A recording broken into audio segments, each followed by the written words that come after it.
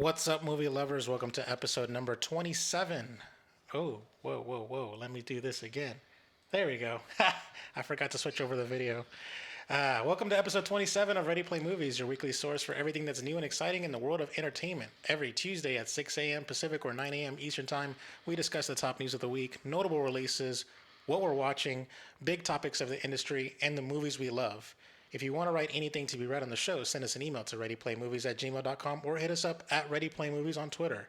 No matter where you found us, please subscribe to the feed so you can get every new show directly to your device as soon as it posts. And if you like it, please leave us a nice review. This is July 13th, 2021, and I'm your host, Louis Menchaca, and joining me today is my co-host, Mr. Troy Bracey. Yes, how's everybody doing, man? It's good to be here. I'm ready to talk movies as always. Let's get it. All right, Troy, I'm going to tell you this right now. I made some mistakes last week, and we need to correct it. What's up, man? All right, so number one, I told you guys on Netflix and Chill, my recommendation was to watch the Fast Saga, and I thought all of the Fast and Furious movies were on HBO Max.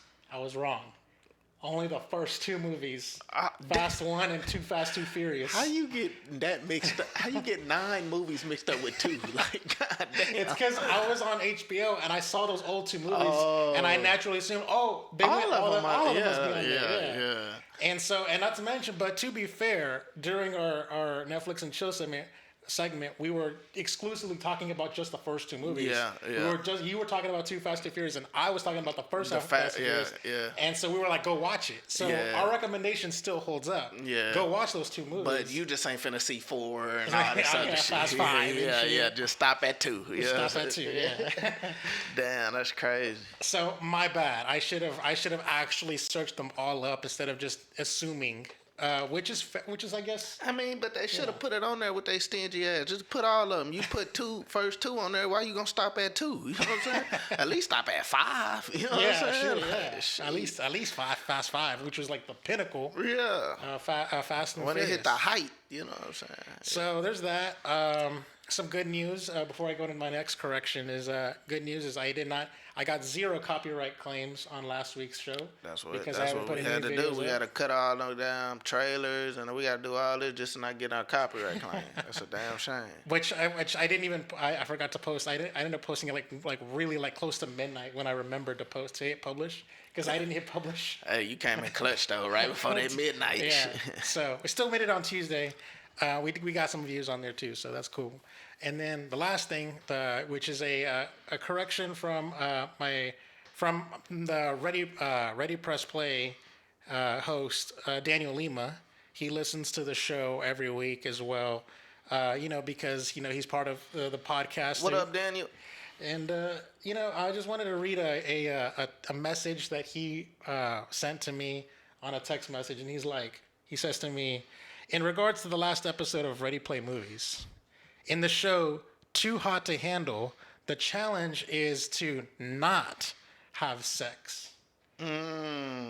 So, LOL, and I said LOL, and he says, basically the show tempts the participants to have sex with each other all the time, but in order to get the prize, they need to resist the temptations. See, I knew that shit what you were saying wasn't right because I'm like... We read the actual official description, though. But we read it off of Netflix's page. We did, and then it said, have sex. Yeah. Like, something ain't right about that, because what kind of show? Like, I mean, don't get me wrong, I like the show, but it's like, that just don't seem right. But okay, that's more...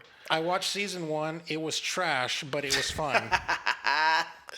Shit. I'm going to have to check it out myself.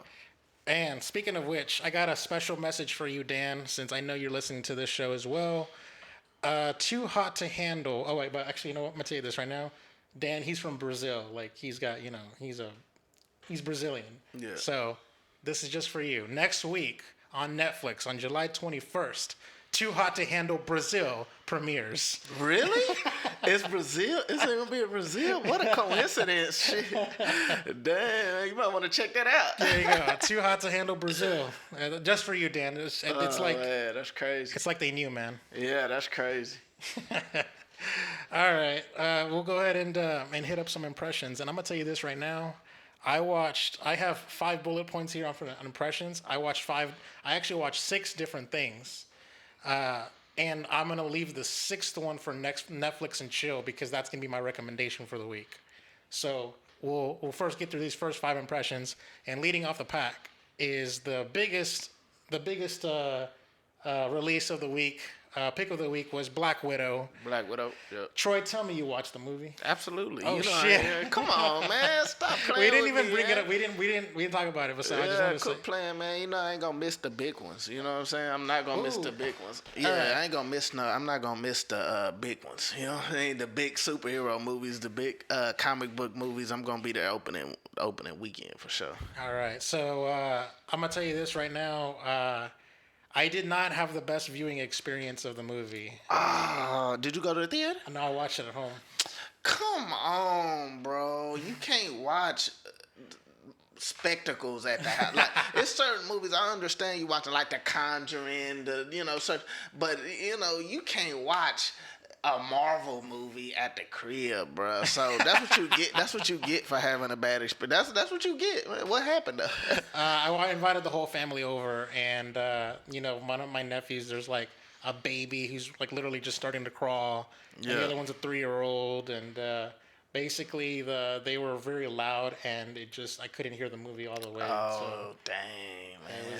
It wasn't like I had the subtitles on, so I didn't miss anything. Yeah, but I that's didn't such get that. the read. I didn't get that like immersive experience where you're like absorbed. Yeah, I'm constantly reminded that I'm in the living room. Hey, you know what? Next time y'all should do, get the tickets. Get all like 5 or 6 of y'all tickets, however many y'all, and head to that theater. You know what I'm saying? You got an MC A-list. You might as well use it. You know what I'm saying? For real. I'm gonna watch it again tomorrow, so I'll be able to like have that better experience. But like as far as an experience goes, it was my first ever using 2 TVs. In case Troy knows, but in my living room I have 2 big TVs, like very, very big screen TVs, and they're in rooms adjacent to each other. And so what ended up happening was, because I invited my whole family over, and there were so many of us, like we all couldn't just fit into one living room couch, because there's so many of us. Yeah. That I decided. You had them simultaneously. I decided to press play. I synced them up onto Disney Plus on both my TVs. That's cool. And I had both controllers, and I pressed play at the same time used both my thumbs and timed it, and they were perfectly in sync with each other with the entire movie. So we were able to all kind of like sort of like file out and spread out. Yeah. It was still felt crowded, but because there were so many of us. Let me think, how many of us were there? 18 of us? Dang, y'all were way deeper than I thought. Dang. Is it? How many of us is there? Let's see. Let me do a quick head count. 5 plus 7 is 12, 13, 14. 15, I think. I don't know. Dang, that's still a lot. Yeah, that's crazy. Yeah, so something like that, somewhere in that range. Yeah. And that's just your parents watched it too. Yeah, my parents were there. Oh, okay. Yeah, so my mom liked it and everything. It was a good little spy movie. I kind of wanted that like that Bourne Identity kind of like spy thriller thing, but in a Marvel way. Yeah. I actually kind of liked the movie. There were things that I liked, and overall package, I would say it's a good movie. I liked it, and it was a solid 7.5. Yeah. But for me, like I was, I guess I just want to emphasize the good. I really like the action. I really like ScarJo, and I kind of like Yelena Belova too. By the way, I like how she's the sister. Yeah. Oh yeah, she was phenomenal. To me, she stole the whole movie. So she's like, it's like a backdoor origin story for her. And then there's a talks of if they do a Black Widow 2, it's gonna be her. I would love that. I'm not gonna lie, I would love that. And it was kind of funny how she does that thing where she's like, "You're always posing," and and she's then like, she does it, whips her hair and stuff like that. And all like, so overall, like that was all good, but I was really disappointed in the villains of this movie. Oh yeah, extremely disappointed. I know Taskmaster from the Marvel games, from like Spider-Man PS4. Mm-hmm. Well, I've seen footage of like Taskmaster in the Marvel's Avengers game. Yeah. And I've seen like a lot of cartoons. I've seen Spider-Man cartoons where like Taskmaster is in it. Yeah. They completely did his character a disservice. Yeah. Totally. I'm not against changing a character or adaptation, but for me, like they ruined the character. I don't know. What are your thoughts? I 100% agree. Like it's like me and you saying pretty like based off what you're saying, we're saying pretty much eye to eye. You know, I feel the exact same way. The villains was very disappointing, and the thing with Marvel is like Marvel has gotten so much better with the villains because starting off like the whole Phase 1, the villains sucked. Other than Loki, the villains sucked. I didn't like none of the villains. And in Phase 2, pretty much kind of the same thing, you know what I'm saying? And like the villain sucked, but right around somewhere around Phase 3, you start getting like the villain from Black Panther, Killmonger. You got in Spider-Man: Homecoming, Michael Keaton, the Vulture. You got in Thor. In Thor Ragnarok, you had his sister that was in there, played by Kate Blanchett. You know, like the villains start getting really good, and of course Thanos. You know, but yeah, man. And this one they went back to Phase 1 with the villains. You know, the villains were very just bland. And to me, I felt like. I just felt like I didn't want to see another Winter Soldier. That's how I was feeling. Like it was like, okay, this is just Winter Soldier. You know, even though, you know, I ain't gonna spoil anything, but it's reasoning to what, you know, was going on. But it's like, come on, man, y'all couldn't do nothing more a bit creative, at least with the character, you know. So yeah, I mean, like Taskmaster is way more of a badass as far as like his motivations and stuff like that. His personality. Yeah, personality. In this comics, he's got way more going on for him. Mm-hmm. And in this one, I guess without spoiling it, I'll just say that they just turned him into a mindless soldier, essentially. With no free will of it. It's just like another Winter Soldier from like Captain America. Brainwashed. It was the same exact thing. And it was like, he even fought and acted and looked like Captain America the Winter Soldier. It was like, come on, man. So, but yeah, me and you pretty much, we the same. I think I like the movie. I'm surprised because I actually thought that I wasn't gonna like the movie, but I end up actually liking the movie. I remember you talking shit. I was like, man, you got her skydiving without a parachute. In the trailers. I'm not gonna lie, like I still didn't like that when I watched it. I was like, come on, bro. Like they just said, fuck being realistic at all. Like, you know, so I still didn't like that, but I actually thought I wasn't gonna like the movie, and when I was done, I was like, I enjoyed it, but. That being said, I do rank this at the bottom of like the Marvel movies. Like it's not, for me, it's nowhere at the top because, you know, the villain was bland. I felt like the movie was very kind of cliche and predictable. Like I was predicting each scene as it was happening. Now I didn't predict the movie. Like I didn't like at the beginning was like, oh, this is how it's gonna play out. But each scene I would tell myself, oh, this is about to happen, and then it literally happened.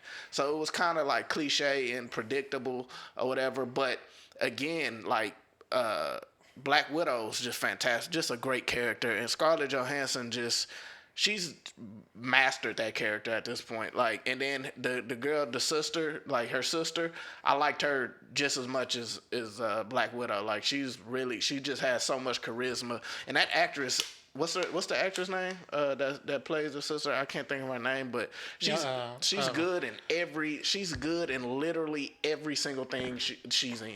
Like, I'm really starting to like want to look out for her work because.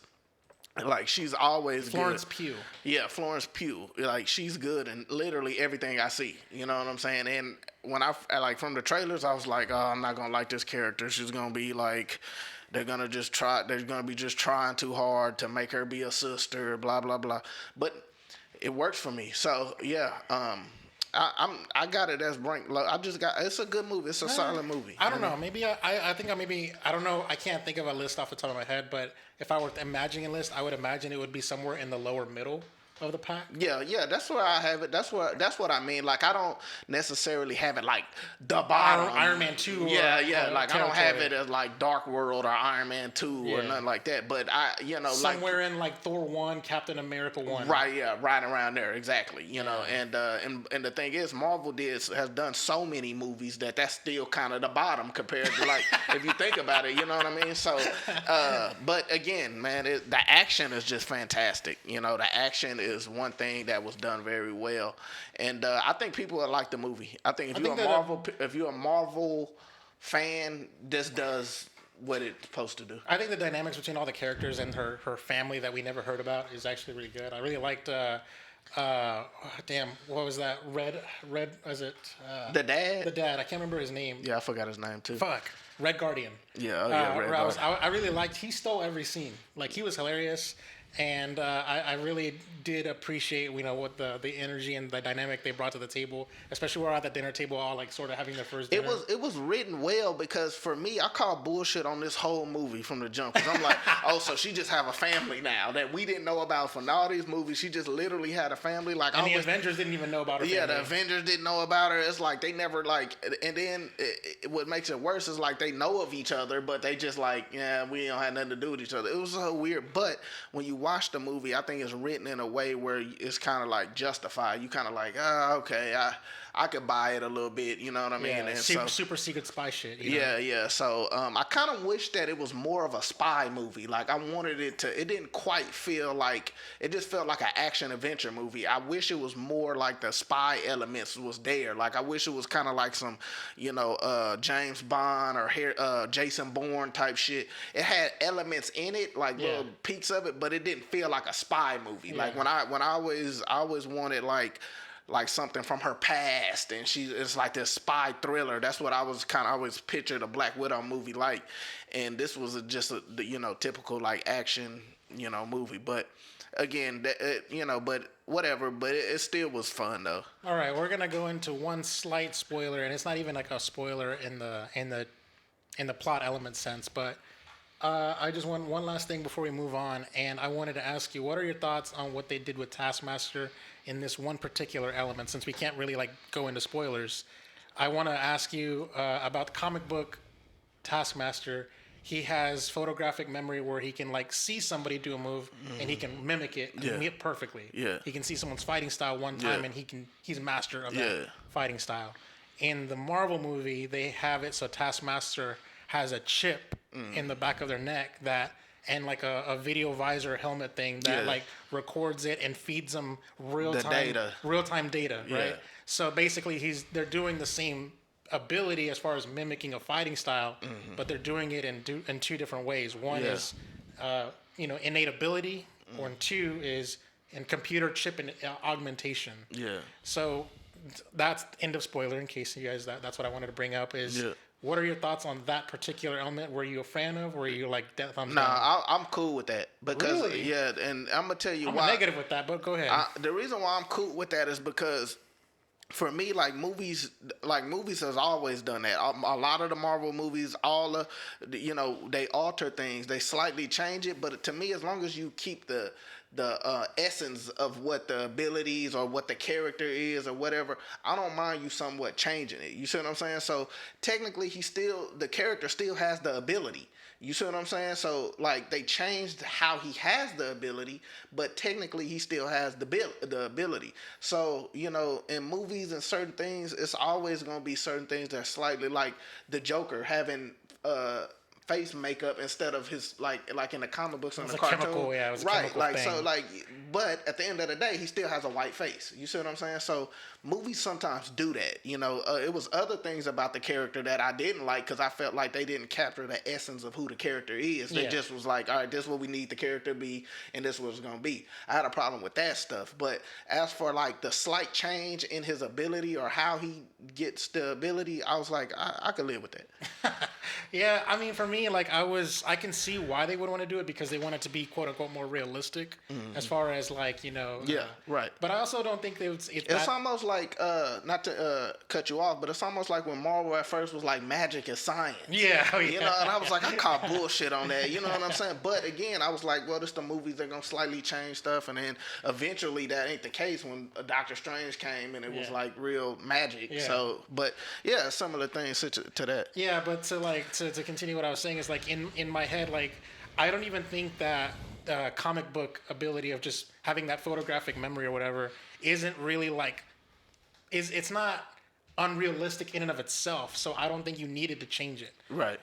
So I just for me that kind of sort of takes away from the badassery element for me. Yeah, it's like he couldn't just do it just because he a bad motherfucker doing it. It's like, oh, I got a chip that's cheating, you know? Yeah, exactly. Right. Yeah. So that's me personally. Like I said, I mean, I understand. I agree with you about the other things. I don't want to talk about those things because this isn't a spoiler. But for sure. But no, I see what you're saying. I think it's definitely like because I don't feel like they needed to do it. Like certain stuff, I think for a character's sake or for something to work on screen on the big screen, they might change things. But I think they just did it just to do it. You know what I mean? Like I don't feel like, but I think they kind of wanted to go with what was going on with the story. But I feel why you didn't like it though. All right. Okay, we'll go ahead and move on to the next thing. We watched the penultimate episode of Loki.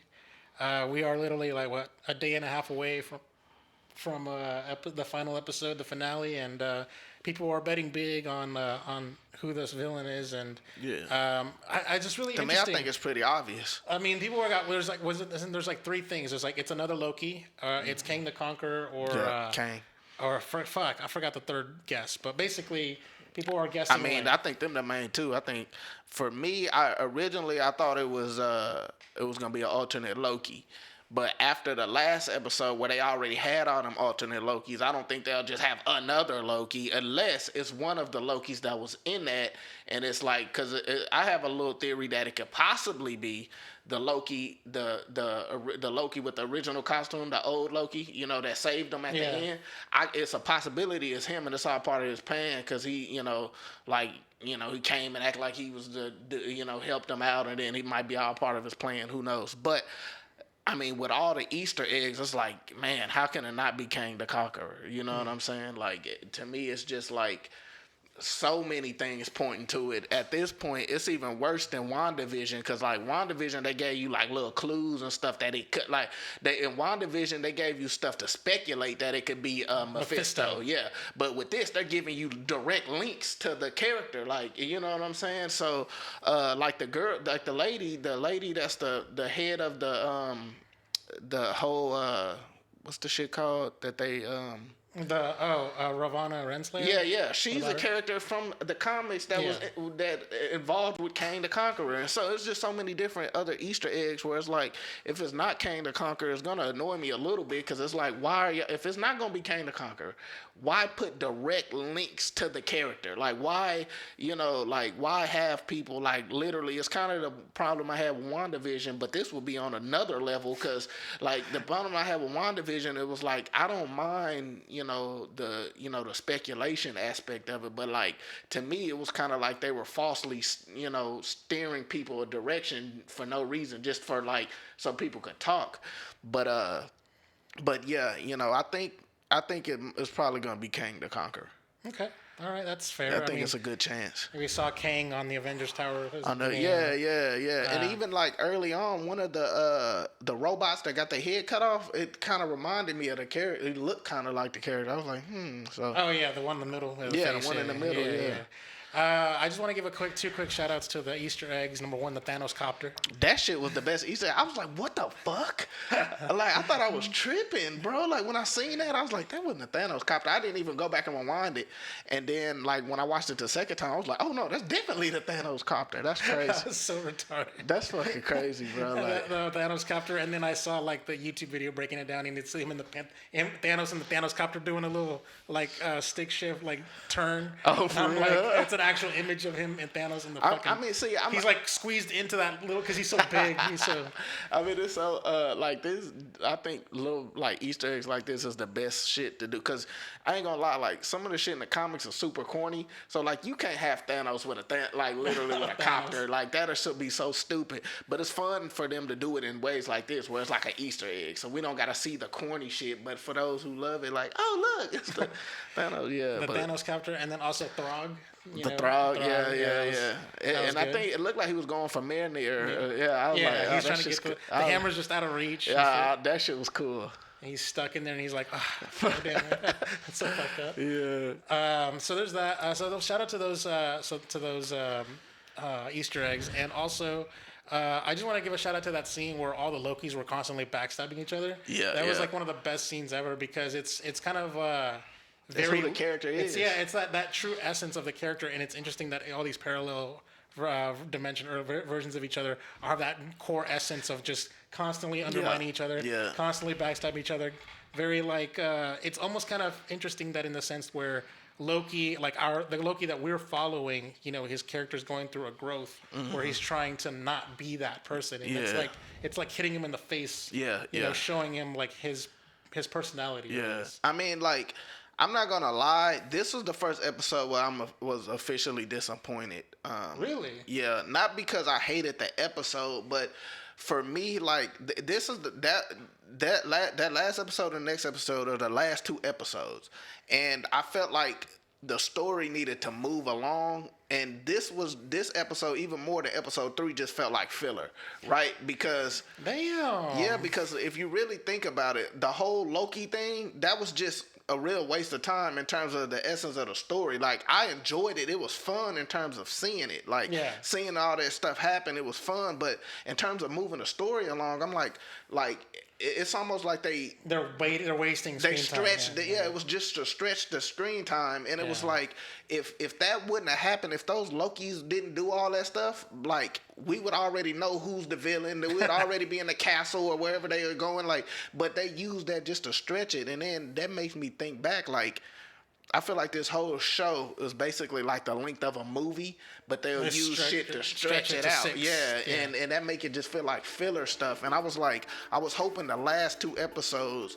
just gun into everything, reveal who shit is, and then, the story. So now you got to fit all of that in one episode. The next episode, you got to fit who the villain is the whole time, them facing the villain, all this stuff in one episode. And, like, I remember just thinking, like, oh God, like, when is the episode gonna start? Like, I mean, when is the story gonna start or whatever? But I enjoyed the episode, but I didn't enjoy it as a episode for the last two episodes. You know what I'm saying? Like, if you go watch The Mandalorian, the last two episodes always be the two last badass episodes in the story, when this was just felt like this could have been episode 2 in terms of, like, the pacing of it. It was just like another episode, so I wasn't disappointed in terms of, like, it being a bad episode. I was just disappointed where it's like, come on, man, let's get to the story. Like, because we didn't even like when you think about with WandaVision, it's like the villain was there the whole time. It was always it was Agatha all along. Right, we knew.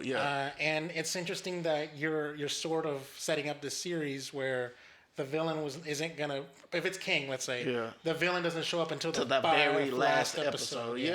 And so to me, I was like, I'd be cool with that if the villain show up for the last two episodes, or at least at the end of the episode reveal the villain, and you like, oh shit, we gotta wait till next weekend. I'll be like, all right, fuck, but at least we know what's going on. But it's still, we not gonna see the villain until the last episode. So it's like, man, I just hope they don't do nothing where it disappoints, because if the next episode is slow, even if it finishes off good, but if the whole next episode is slow, that's gonna be real disappointing, because it's like we've been building up to this, and the whole series been kind of like a slow paced type of series. So I just hope they could deliver next episode. All right. So as far as your chances, what are you thinking? Like, do you think it's gonna stick the landing and outperform, or in your head outdo WandaVision? Or? I really think it's up to this last episode, because WandaVision to me was a masterpiece up until the end. And I like the end of WandaVision, but it didn't just deliver like I wanted to. But for Loki to be better than WandaVision, it really got to stick to landing, because I was kind of disappointed. Like, if this last episode did what it was supposed to in terms of like really feeling like it was the grand finale, like the beginning of the grand finale, then for sure I would already have it feel like it's better than WandaVision, because I've loved every single episode of this show, and I think the character development for Loki has been the best out of every movie he's been in. This has been the best character development for Loki. Okay. So I automatically at first was like, this is going to be better than WandaVision. But now, for me, if this episode don't knock it out the park, I'm going to still have WandaVision at number 1. But if it does, I might have this at number 1. All right, cool. We're going to go ahead and move on to the Bad Batch. Troy, we did not talk about it last week, so we got 2 episodes to talk about. Now, admittedly, I can't remember what the last week's episode was about, but I can tell you about this week's episode. And let me tell you this. What if I were to tell you a Bad Batch episode, but without the Bad Batch? Really? None of the Bad Batch was in it? What if it was just all Crosshair? That'd be badass. I ain't gonna lie, I fuck that. I love that.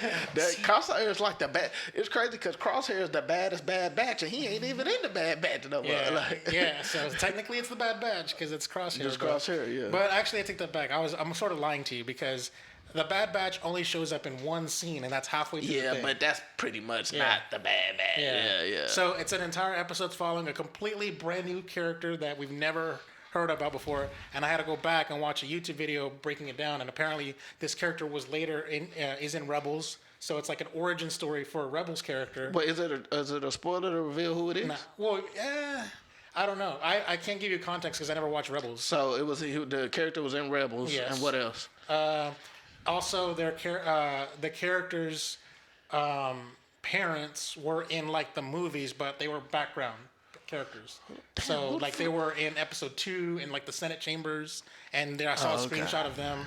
And so basically these are like named characters who've been in canon. And you never watched Rebels? And I've never watched Rebels. Oh, okay. So I can't tell you about like how significant they are. Yeah. But I can tell you right now that it's following that character and their little adventures, and Crosshair is there the whole time, keeping an eye on things, sort of like patrolling things, and then this character decides to go on a gun smuggling run, and who's delivering the guns? The Bad Batch. Oh, They're that's like, crazy. They're like, all right, hey, let me give me some money, thank you, bye. And then the Bad Batch leaves. They show up for one scene, deliver the goods, and then Bro, they see, take off. I like shit like that. That's super clever. Like that's clever storytelling and writing that you don't normally see. That was fucking badass. Yeah, so they got sidelined in their own show. You know what I mean? That's dope. That's actually dope. But I can tell you this right now. By the way, I can't remember what last week's episode, but I remember liking it. I can genuinely tell you. Oh yeah, I remember what it was about. It's about them paying off their debt. That was also a good episode. It was an Omega focused episode, that last episode. But anyways, so going back to this episode, I can tell you this right now. Between what's happening in that episode, you can sort of see that between what happened in episode 1 when they let go of the Jedi, who was later in Rebels, and this episode, they are actually pretty instrumental to the formation of the rebellion. If you think about that's like crazy. how like they're playing a part, but we didn't even know about. Oh, that's crazy. Yeah, that's dope.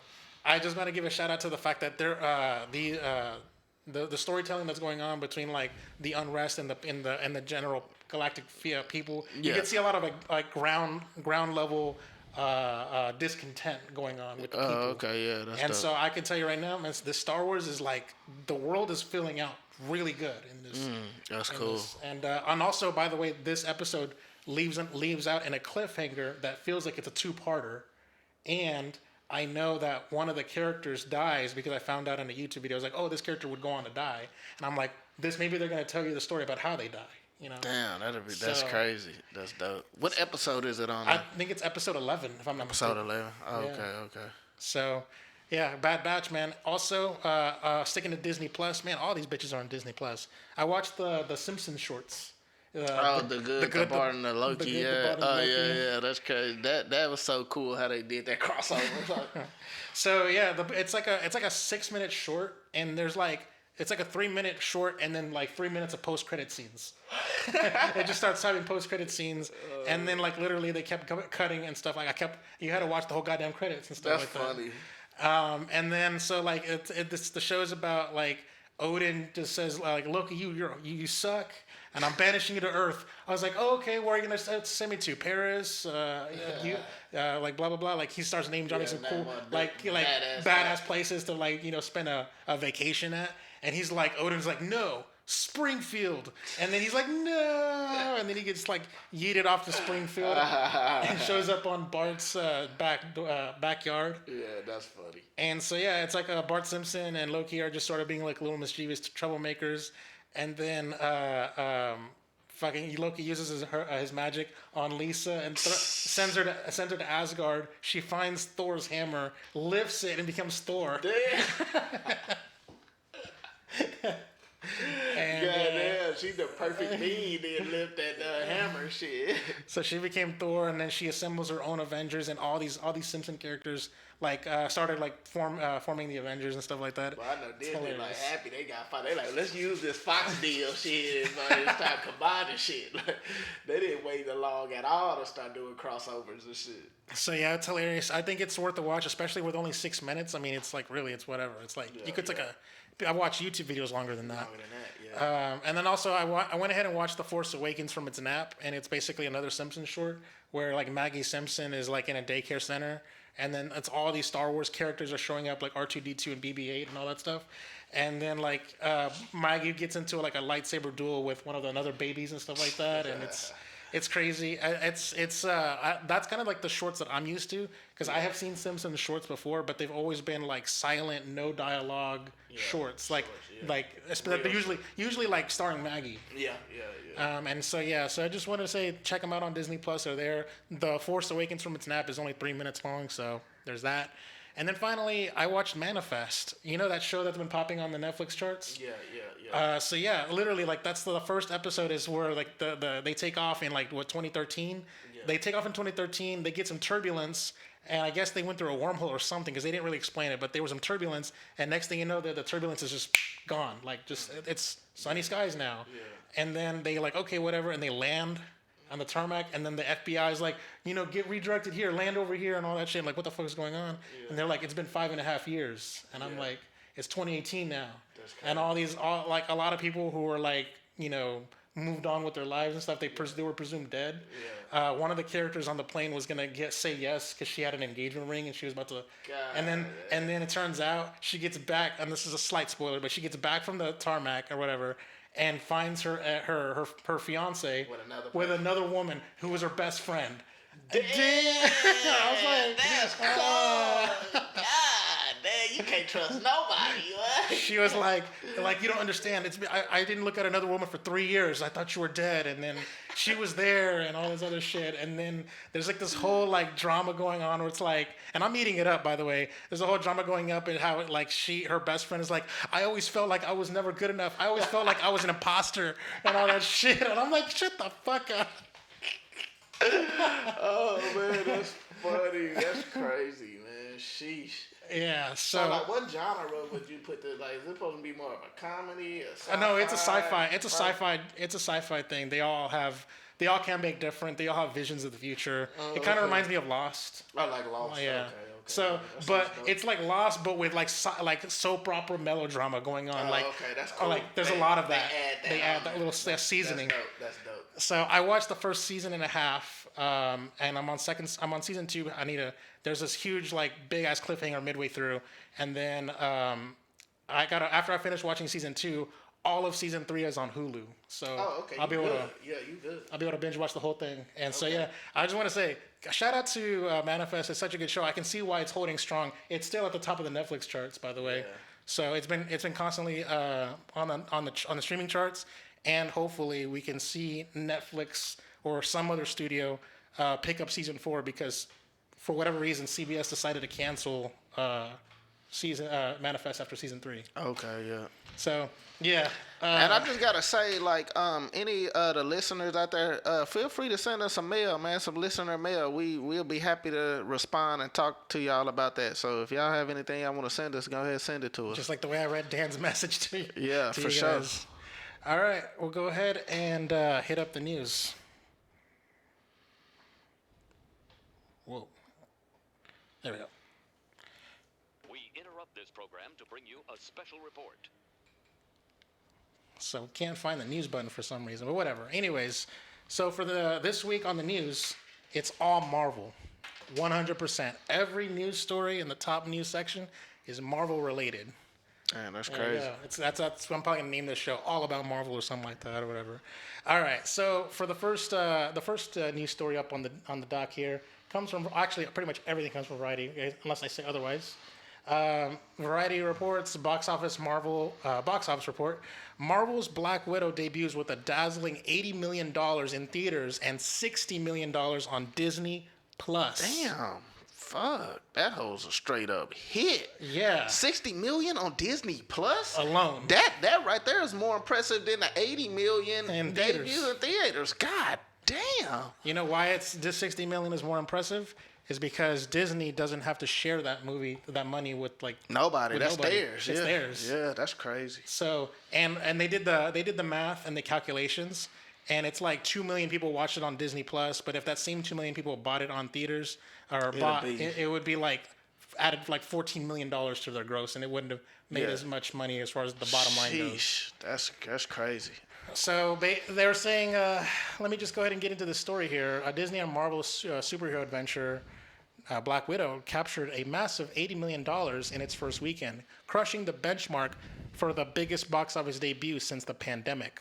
The film, starring Scarlett Johansson, is the first from the Marvel Cinematic Universe to open simultaneously in movie theaters and on Disney Plus, where subscribers can rent Black Widow for an extra $30. Disney reported that Black Widow generated more than $60 million in Disney Plus Premier Access consumer spend globally, making the rare occasion in which a studio disclosed the profit made from streaming. So, true story. Disney has never reported the Disney Plus Premier Access stuff. They never reported for Mulan. They never reported for Raya and the Last Dragon. They never reported for Cruella. We just assumed that they were never going to disclose those numbers. Yeah, them probably didn't do so well. Yeah, so I bet you the reason why is like, because we're making so much money. We let's can talk. flaunt Let's it. talk about how successful this. Yeah. That's plus, and also there's another conspiracy theory that I'm going to bring up in a later Variety article that says like, I bet you the reason why they wanted to release these numbers is because it didn't make $100 million in the theaters. So they wanted to show like, no, it's more successful than y'all think. Yeah, so they wanted to save face. I hope this success don't spark other streaming services to start doing this shit. Like, let's make them charge $30 for the movie, and we already, you know what I'm saying? I love how Netflix will drop a movie if you subscribe to them, bam, you got the movie. Or the same with anything else. I just hope this don't be a trend, because you know how we literally had this discussion last week or a podcast before where like, man, I think people's behaviors are changing. You're like, nah, man. Nah, well, no, I'm just saying, I'm talking about, you know how like these businesses all copy each other. Yeah. So what I'm saying is, I hope Netflix or anyone doesn't see the success of this and say, oh, let's do this with one of our movies, or like, we got this big movie coming out, let's charge for it. Yeah, you know what I mean? I just hope it don't spark, like, because everybody copy each other in this business, so I just hope that don't be the case. I don't think it will. I'm just saying I hope it don't. Okay. So let me see here. Directed by Kate Shortland, Black Widow collected an additional $78 million from 46 international territories, boasting its global box office haul to an impressive $158 million. So combined with the Disney Plus numbers, the final weekend number sits at $215 million. So Black Widow made $215 million in 3 days. Yeah, that's crazy. Between theaters, international theaters, and Disney Plus. Damn. Curbing overall ticket sales, however, is the fact that Black Widow still doesn't have a release date in China, which is an all-important movie-going market for the Marvel franchise. What the fuck? Why didn't they didn't open it in China? Disney began rolling out select movies under its Premier Access banner as a concession while moviegoing was impaired during the pandemic. The studio didn't share viewership data for the previously released Cruella and the animated Raya and the Last Dragon, which also premiered simultaneously in theaters and on Disney Plus for a premium fee. It is unclear if Disney will continue to report on digital rental data for its upcoming films, or if the studio will selectively parcel out information to only highlight strong results. That will be tested when Jungle Cruise, a family film starring Emily Blunt and Dwayne Johnson, opens in cinemas and on Disney Plus on July 30th.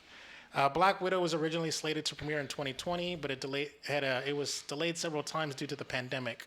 So, yeah, I'm going to just stop it right there. Let me see here. Let me just read this real quick. Black Widow marks a massive win for movie theaters, which have been struggling to recover from the mass closures and capacity restrictions that decimated their business during the pandemic. It's also notable because it displays that movies can bring in solid box office receipts despite being available on streaming services at the same time. However, David A. Gross, who runs the movie consulting movie consulting firm Franchise Entertainment Research, notes that Marvel movies are in a league of its own at the box office. Not every release has the built-in fan base needed to replicate those results. In total, the 24 films that populate the commercially unrivaled MCU have brought in $22 billion theatrically since 2008. I don't know. I disagree with that at the end. Why? Because he's basically just saying like he thinking like They're the exception. Yeah, they're the exception, but that's already been proven that it's not true. I mean, what's the name? The Conjuring came out on HBO Max and it was successful. Now it didn't do the numbers that it didn't do the Marvel numbers that Black Widow was doing. Godzilla versus Kong was. But also, Godzilla was another one, yeah. So as long as if it's successful in the theaters and it's successful and it's coming out on a streaming service, then that showed already that it can do both. You know what I mean? And it didn't they didn't have like Godzilla versus Kong didn't have a built-in fan base like Marvel. Conjuring didn't have a bit. I mean, they have a fan base, of course, because they're a franchise, but not a Marvel fan base, and they still did good. So I don't necessarily agree that the article makes it seem like it's only Marvel that can pull that off. Now Marvel's gonna make the most money for sure, no doubt. But I don't think Marvel's the only one that could have success both in theaters and on the streaming service. But man, they did way better than I thought they was gonna do. I thought this was gonna be a bomb, but now that I look back, I was stupid for saying that. I was stupid for saying that because if you think about it, we haven't had a Marvel movie in 2 years. Yeah. And not only that, it was a whole pandemic where we didn't have a lot of movies in general. Yeah, so people have been waiting and eager for that big, don't get me wrong, we've had, A Quiet Place, we had Godzilla, we had the Conjuring movies, we've had some big movies, but this is on another level. And I think people have been waiting for that next Marvel movie. I think I would have been more correct if this was normal times. I think during the normal times, if this would have dropped, I think people would have been less excited when you think about all the other stuff. It would have been a little softer. Yeah, it would have been, right. But since people are it's like a drug addict that ain't had their drugs. They like, fuck, man, I need a Marvel. When the fuck is Marvel? When we go, boom, this the first one, boom. So I think whatever would have been the first Marvel movie would have did numbers, mainly because people were just fiending for Marvel. So, but it did incredible numbers. And it's a good action movie too, so it deserves it. All right, so I got a second article that was sort of going into the why of it all. So why did Disney decide to release its VOD numbers? VOD? Video on demand. Oh, video on demand. Okay. Hollywood studios, namely Universal, Warner Brothers, and Disney, have been releasing movies day and date on streaming platforms and in theaters for roughly a year now. And while they have dutifully reported box office revenue each week, they have never divulged actual VOD numbers, at least not in a way that can carry any context. For example, Warner Brothers reported in January that upon its release, The Little Things, the suspense thriller starring Denzel Washington and Rami Malek, immediately shot up to number one. That's a quote. On HBO Max without any sense of how many people actually got it to that position. We also talked about it on the podcast where it's what was that? Coming to America, the second Coming to America, how it was it's the number one most streamed movie and all these titles and stuff like that, but without actually telling you how many million people actually watched it. They just said, oh, it's our most watched thing in a weekend. It's more, this, that, or whatever titles they gave it. Yeah. Which made it all the more shocking when Disney shattered the industry-wide omerta. I never heard of that word. Over streaming data by announcing that Black Widow made $60 million on streaming VOD. So why now? Why this movie? Disney declined to comment. Yet the sense, at least from rival studio executives, is that Disney wasn't initially planning to release streaming revenues, but Marvel Studios came up with the pristine box office track record across 23 features. Black Widow, which did start the weekend strong, but once ticket sales dropped to 41% on Saturday to 22 million for that day, it became apparent that the film no longer had a shot of clearing $100 million on a single weekend. By the way, it made $40 million on Friday alone. Yeah. So people were expecting it to hit 100 million. Easily, yeah. but because the Saturday numbers came in, They dropped. They had to adjust the projections down, and so they're saying that they probably wanted to release the Disney numbers. That's pretty much what you said. Like, I think, it would have looked worse than what it was if they did it. Yeah, so and yet on Sunday, the studio claimed that Black Widow earned the highest domestic opening weekend for a Marvel Cinematic Universe origin story after Black Panther and Captain Marvel. I like how they had to put that big-ass title, the highest domestic opening weekend for an MCU origin story. Like, they have to like Make sure origin is high. Yeah, they had to put, what is the word, like exclaimer or whatever? I can't think of the word. What's the name, marks? Quotation marks. Yeah, well, let's just call it that. But basically, it's just a way of saying, like, a way of identifying or categorizing it even more specifically. Yeah. Instead of saying the highest opening weekend for an MCU movie. Yeah, period. Right. Yeah. Period. Yeah. I mean, who gives a fuck, like, the origin? Yeah. Like, come on, man. And like, this really don't even count as an origin movie, really. like, what the fuck? Like, I guess. So here's, like, there's Black Panther. It made, let's see. Domestic debut, 200. Black Panther did stupid numbers. 202. Captain Marvel did, 153.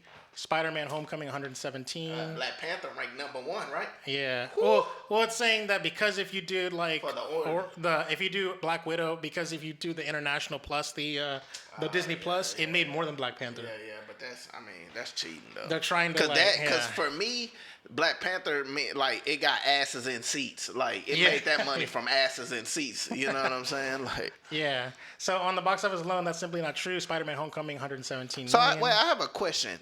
What's when up? you rent the movie, like how long do you get it? It's because you pay $30. It's on my Disney Plus. Period. Forever.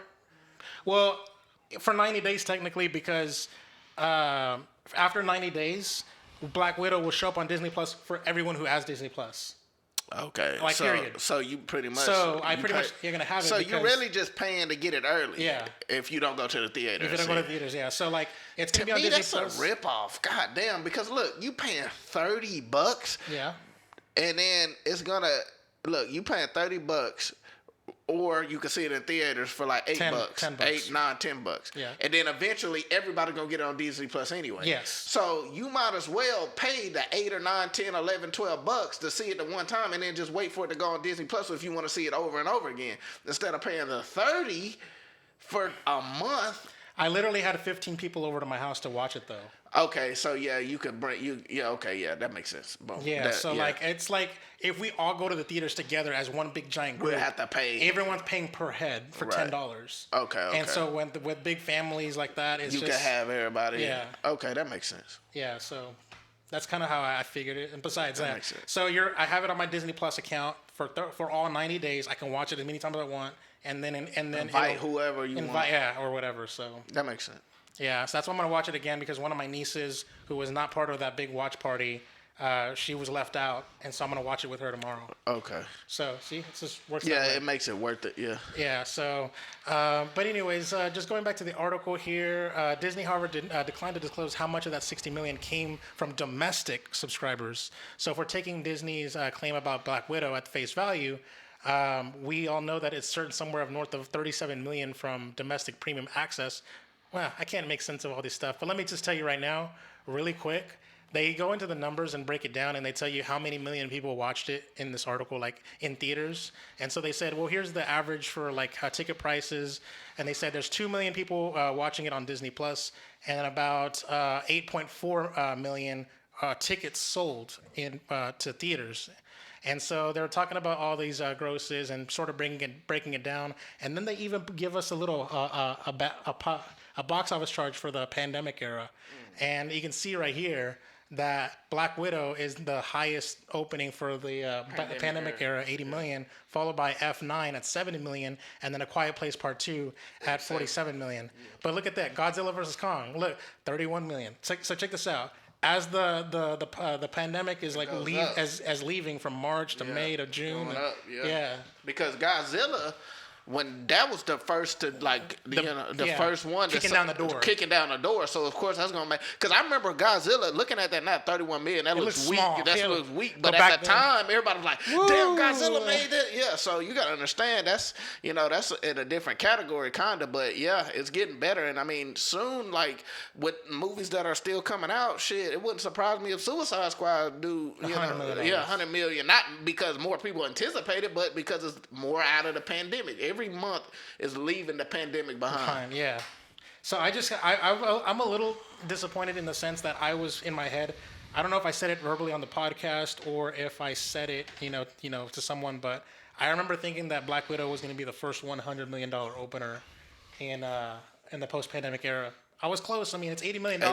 There's nothing to sneeze at. Plus, the Disney Plus numbers. Yeah, I mean, and also you got to realize, like, if it didn't come out on Disney Plus, it would have made $100 million. I think. You think so? Yeah, because I think a lot of the people that paid the $30 would have paid for tickets. You see what I'm saying? I think it might have. Plus, not to mention, and I don't think I'm an exception because that's 2 million people paying for it, but we don't know how many people are actually watching it. Because, like I said, I had like 10, 15 people over. Right, so, exactly. So a lot of those people wouldn't have been able to just come to someone's house and watch it. They would have had to go get a ticket. So I think if they didn't have it on Disney Plus, I think it would have made. I don't think it would have made the money that it made in overall, but I think it would have cracked $100 million. Yeah, true. All right, we'll go ahead and move on to the next story here, and this is the next Marvel. The next Marvel story is regarding Marvel actors are no longer contracted to multi-film deals. So Kevin Feige says it, and this comes from Screen Crush. Marvel head Kevin Feige has revealed that MCU actors will no longer be held in multi-movie contracts moving forward. As the MCU was in its formative years, Feige turned heads with his massive contract offerings to actors Samuel L. Jackson when he was signed on for 9 Nick Fury appearances at once. But according to The Hollywood Reporter, those days of a long-standing franchise deal may not be the norm anymore. When Chris Evans hopped aboard the MCU, it was for 6 outings as Captain America. Over time, he renegotiated that deal, but Evans has still spent a good portion of his career as Steve Rogers. Sebastian Stan, who played Bucky Barnes, initially agreed to 7 appearances. Tom Holland is nearing the end of his contract with 3 standalone Spider-Man movies under his belt, not to mention several additional appearances, several additional supporting roles in crossover projects like Avengers Infinity War and Endgame. Speaking to The Hollywood Reporter, Feige shared that the evolving state of the movie industry has shaped how actors now participate in the MCU. Quote, that got a lot of attention way back when I think Scarlett and Chris Hemsworth and Evans and Sam Jackson. It varies now. It varies project to project, cast to cast, said Feige.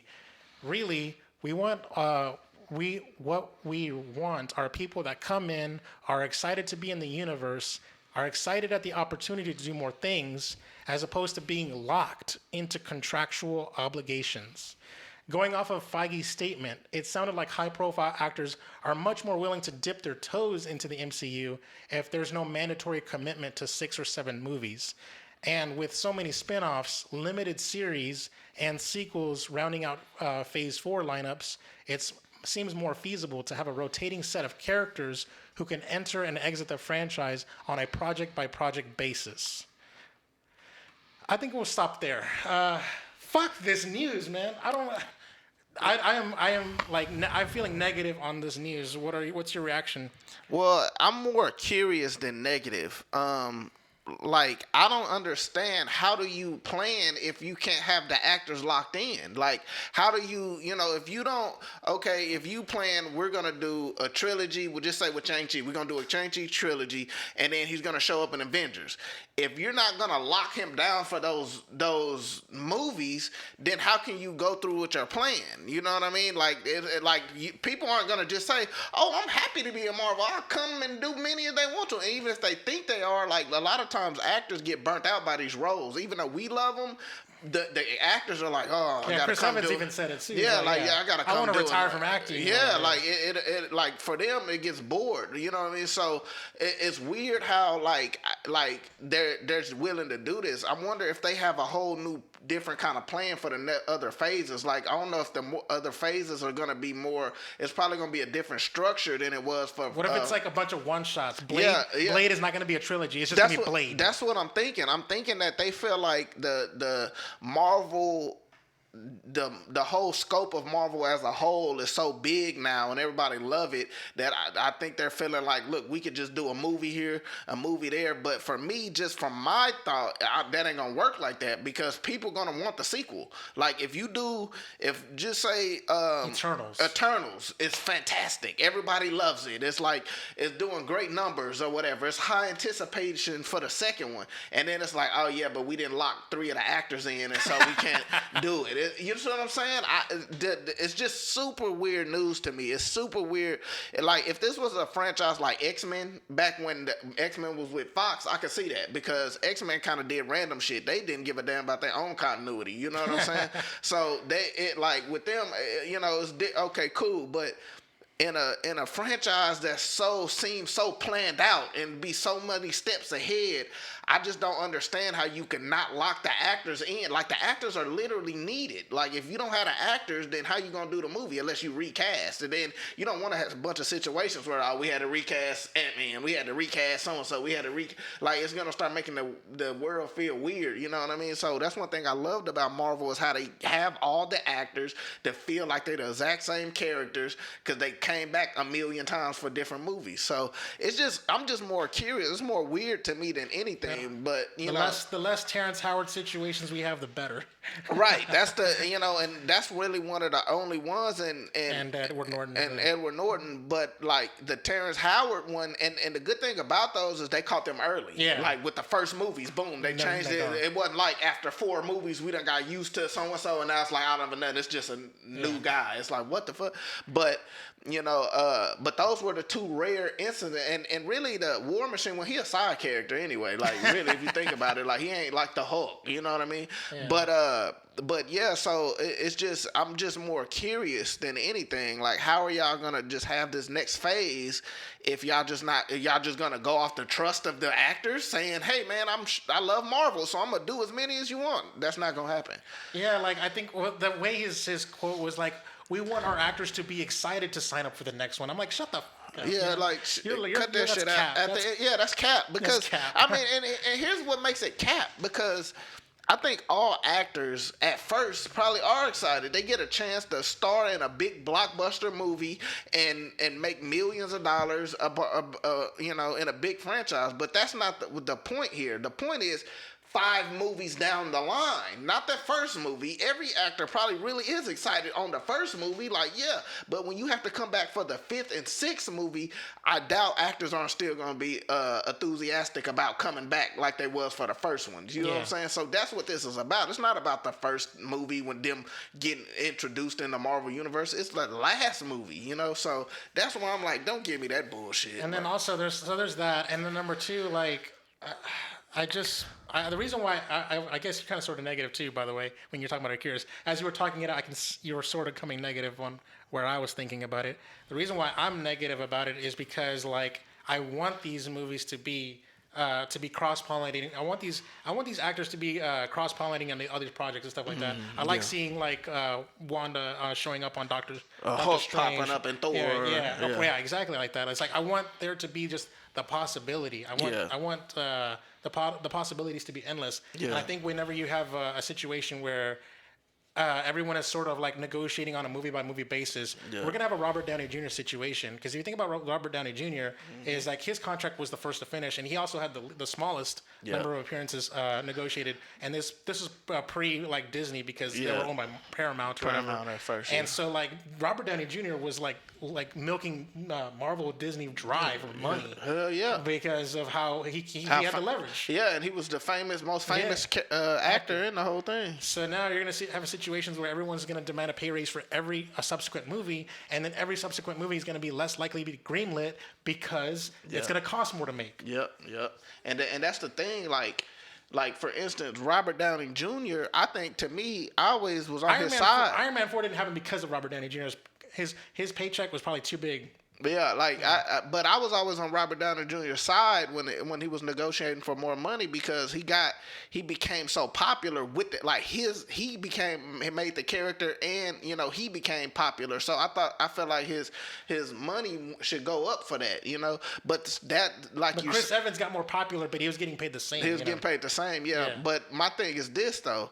What if you have a situation where a shit ton of the characters get famous like Robert Downey Jr. or like and they're like, shit, I want more now. You know what I'm saying? I'm the big franchise guy now. Like, you need me. That's basically how Robert Downey Jr. was looking at it. Like, you need me. I'm Iron Man. You know what I'm saying? And it's like if you have four of those characters, if you have the actor playing Shang-Chi get popular for playing Shang-Chi, you get some of the Eternals characters. Can you imagine if Chadwick Boseman never got sick and he was on one of those contracts? Yeah.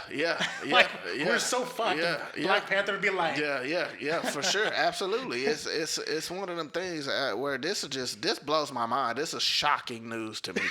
It really is shocking because they the ones that like me. This to me sounds like some Angelina Jolie, Selma Hayek bullshit because they're in Eternals, and I bet you when he was talking about how they want actors to be able to dip their toes into the MCU without being committed, I bet you actors of their caliber don't want to be like, contractually obligated to be in more movies. If you think about like all the big name superstar actors that were like one and done, they were typically villains. Like Kate Blanchett. Yeah, she was killed off.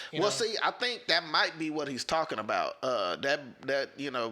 You brought up a good point because I think what he's probably saying and not mentioning in this is the main characters that he need for the story. He's probably going to still sign them, but I think he's saying, look, the Michael Keatons of the world, the Kate Blanchetts of the world, that like not everybody that's going to show up in Marvel got to have a 5-film deal. Christian Bale, yeah. Like he's letting them. I think he's trying to make the point because it's probably been hard to get like some of these big actors because they're like, look, man, I'm not finna be in 8 movies. Like, I'm playing a villain and I'm playing a side character in a movie. I'm not about to be signed up for 8 movies, So, Christian Bale, like you said, or Kate Blanchett, he's probably trying to say, look, all you big actors, come on, y'all don't got to sign for 8 movies. Come on, we can sign y'all for 1. But I think the ones he need, I think he gonna still sign them because it's like how else are you gonna do that?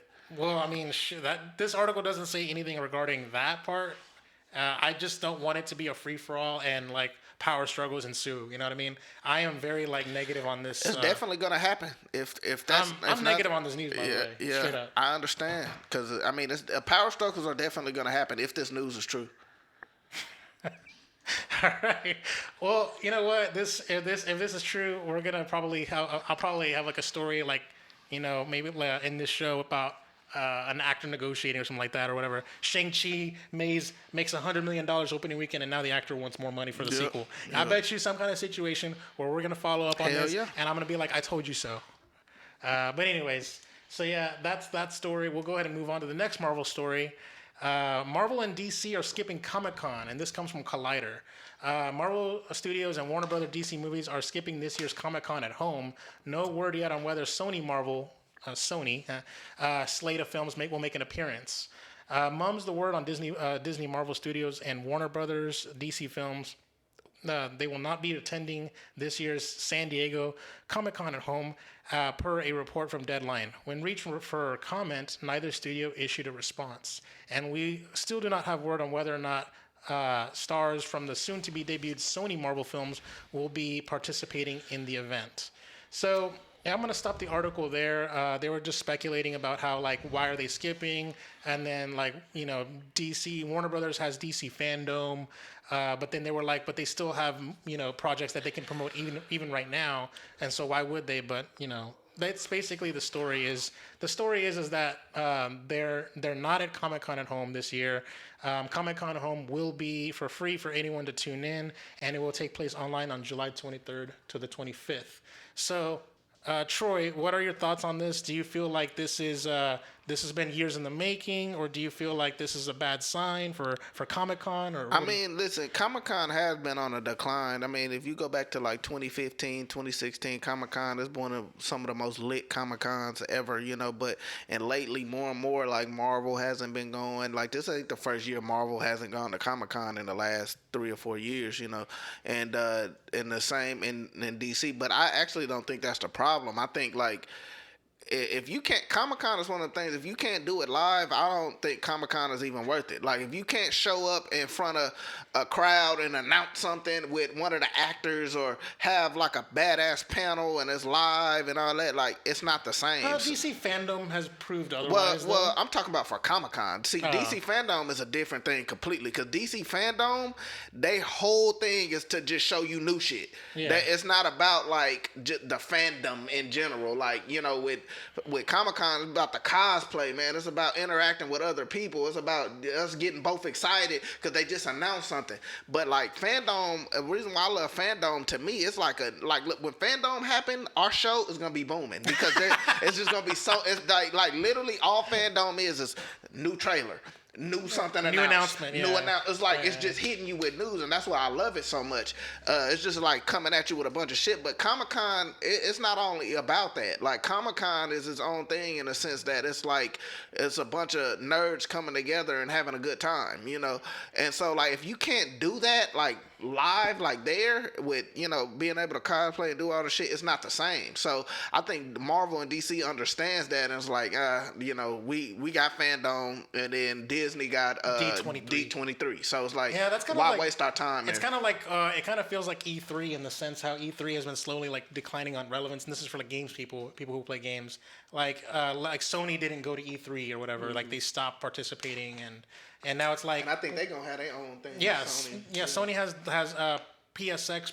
Rumors of PSX was going to happen this year, and not to mention Sony has State of Play, which is their live streams. So it's like all these companies are now in a position where they can hold their own digital or online events, or even like conventions like D23 where it's in person, or Star Wars Celebration. You know what I mean? Like there's a situation where like all these companies are now sort of able to own their own brand and own their own messaging, and they don't have to pay licensing fees to like Comic-Con. Yeah, they can make more money that way. Exactly, and it just kind of sucks because in the sense that Comic-Con is like a sort of like whatever.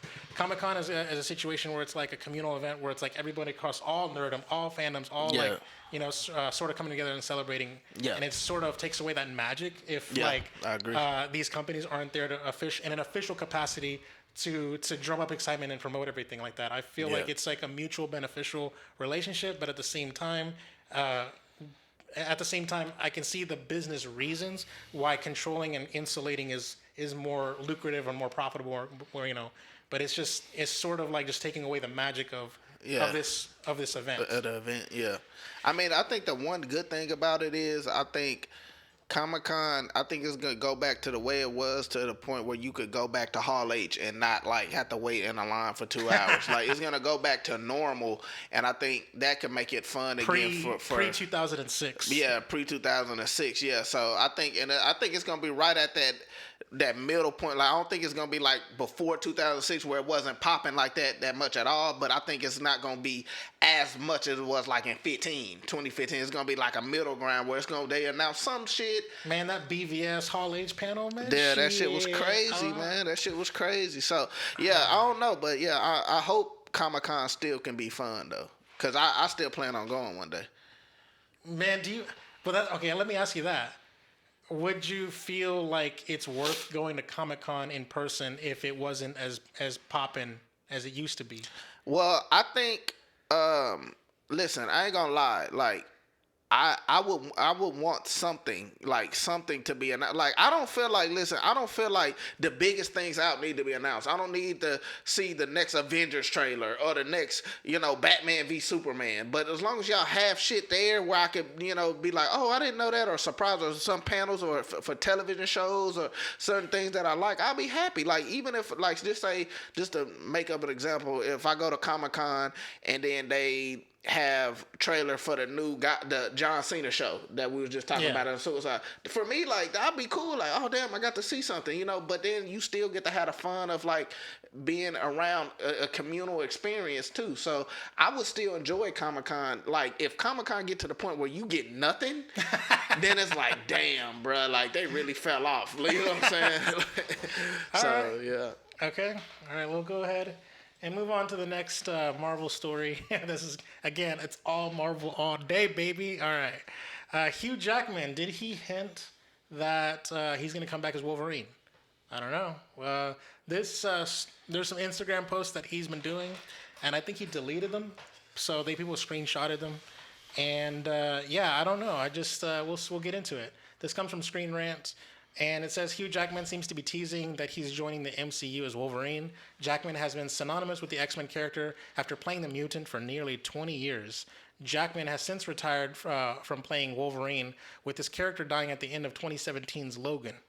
While Jackson's days as Wolverine seems to come to an end, the franchise isn't going away anytime soon. After numerous delays, the last year's New Mutants ended Fox's X-Men series on a low note. And then before that was Dark Phoenix. Ooh, they ended bad. They should have just stopped at Logan. Actually, you're right. Kevin Feige confirmed at San Diego Comic-Con 2019 that X-Men would eventually be introduced in the MCU. And Ryan Reynolds' Deadpool is the only character not being rebooted after Disney acquired 20th Century Fox. For the past few years, there have been a speculation as to on who would replace Jackman as Wolverine. But now it looks like Marvel might not need to hire a new actor. In Jackman's recent Instagram story, the actor seemingly teased that he may return as Wolverine. 2 images involving Marvel appeared on his Instagram story, including a piece of fan art from Boss Logic and another of Jackman with Kevin Feige. Both of these images can be seen below, as well as a tribute to the late Richard Donner. So yeah, that's his.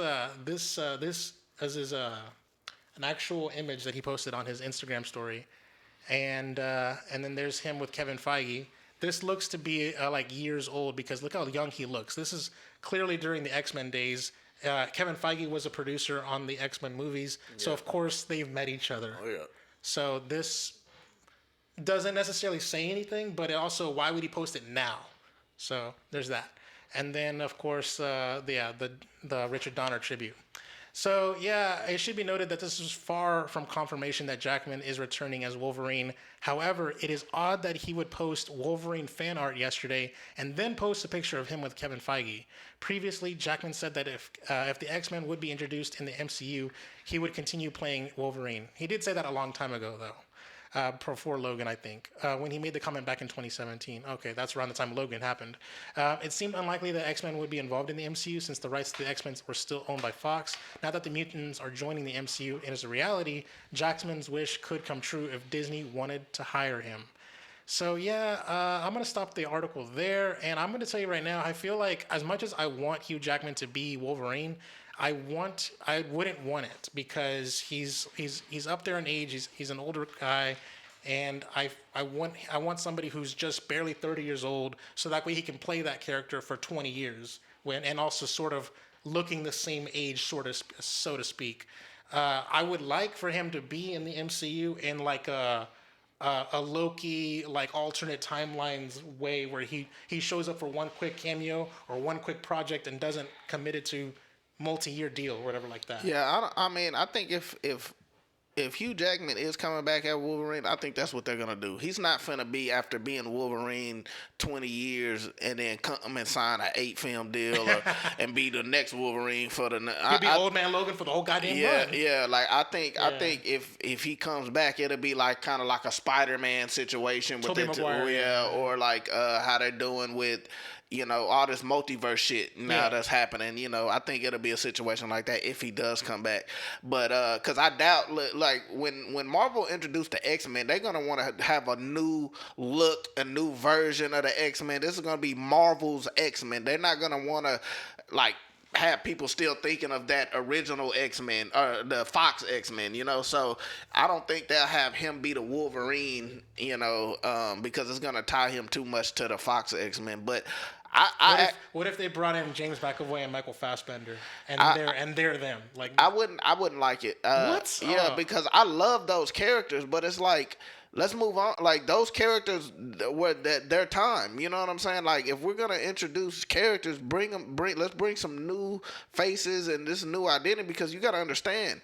When Marvel introduced characters, this is not just for this movie. It's for the next 20 years. 10, 20 years. Yeah, so we've had these characters for 10 years already. You know what I'm saying? So now we finna have this same character for another 20. As much as I love those characters, because I do, like, you know, X-Men Days of Future Past, all that, but new faces, new costumes. yeah, new costumes, new faces, all that, because I just want to see. That's the fun. It's like what they did with Spider-Man. The fun of when Spider-Man went to Marvel, the fun of it was like, oh, we get to see Marvel's version of Spider-Man, and boom, voila, we got probably the best Spider-Man other than like maybe Tobey Maguire. We got like the best Spider-Man. You know what I'm saying? And his movie's been fantastic too. So I want that same treatment for the X-Men. Give us the Marvel Cinematic Universe version of the X-Men, not like rehash old characters and stuff. So I don't really believe this anyway. I don't believe, like, I think this either a tease or it's just some kind of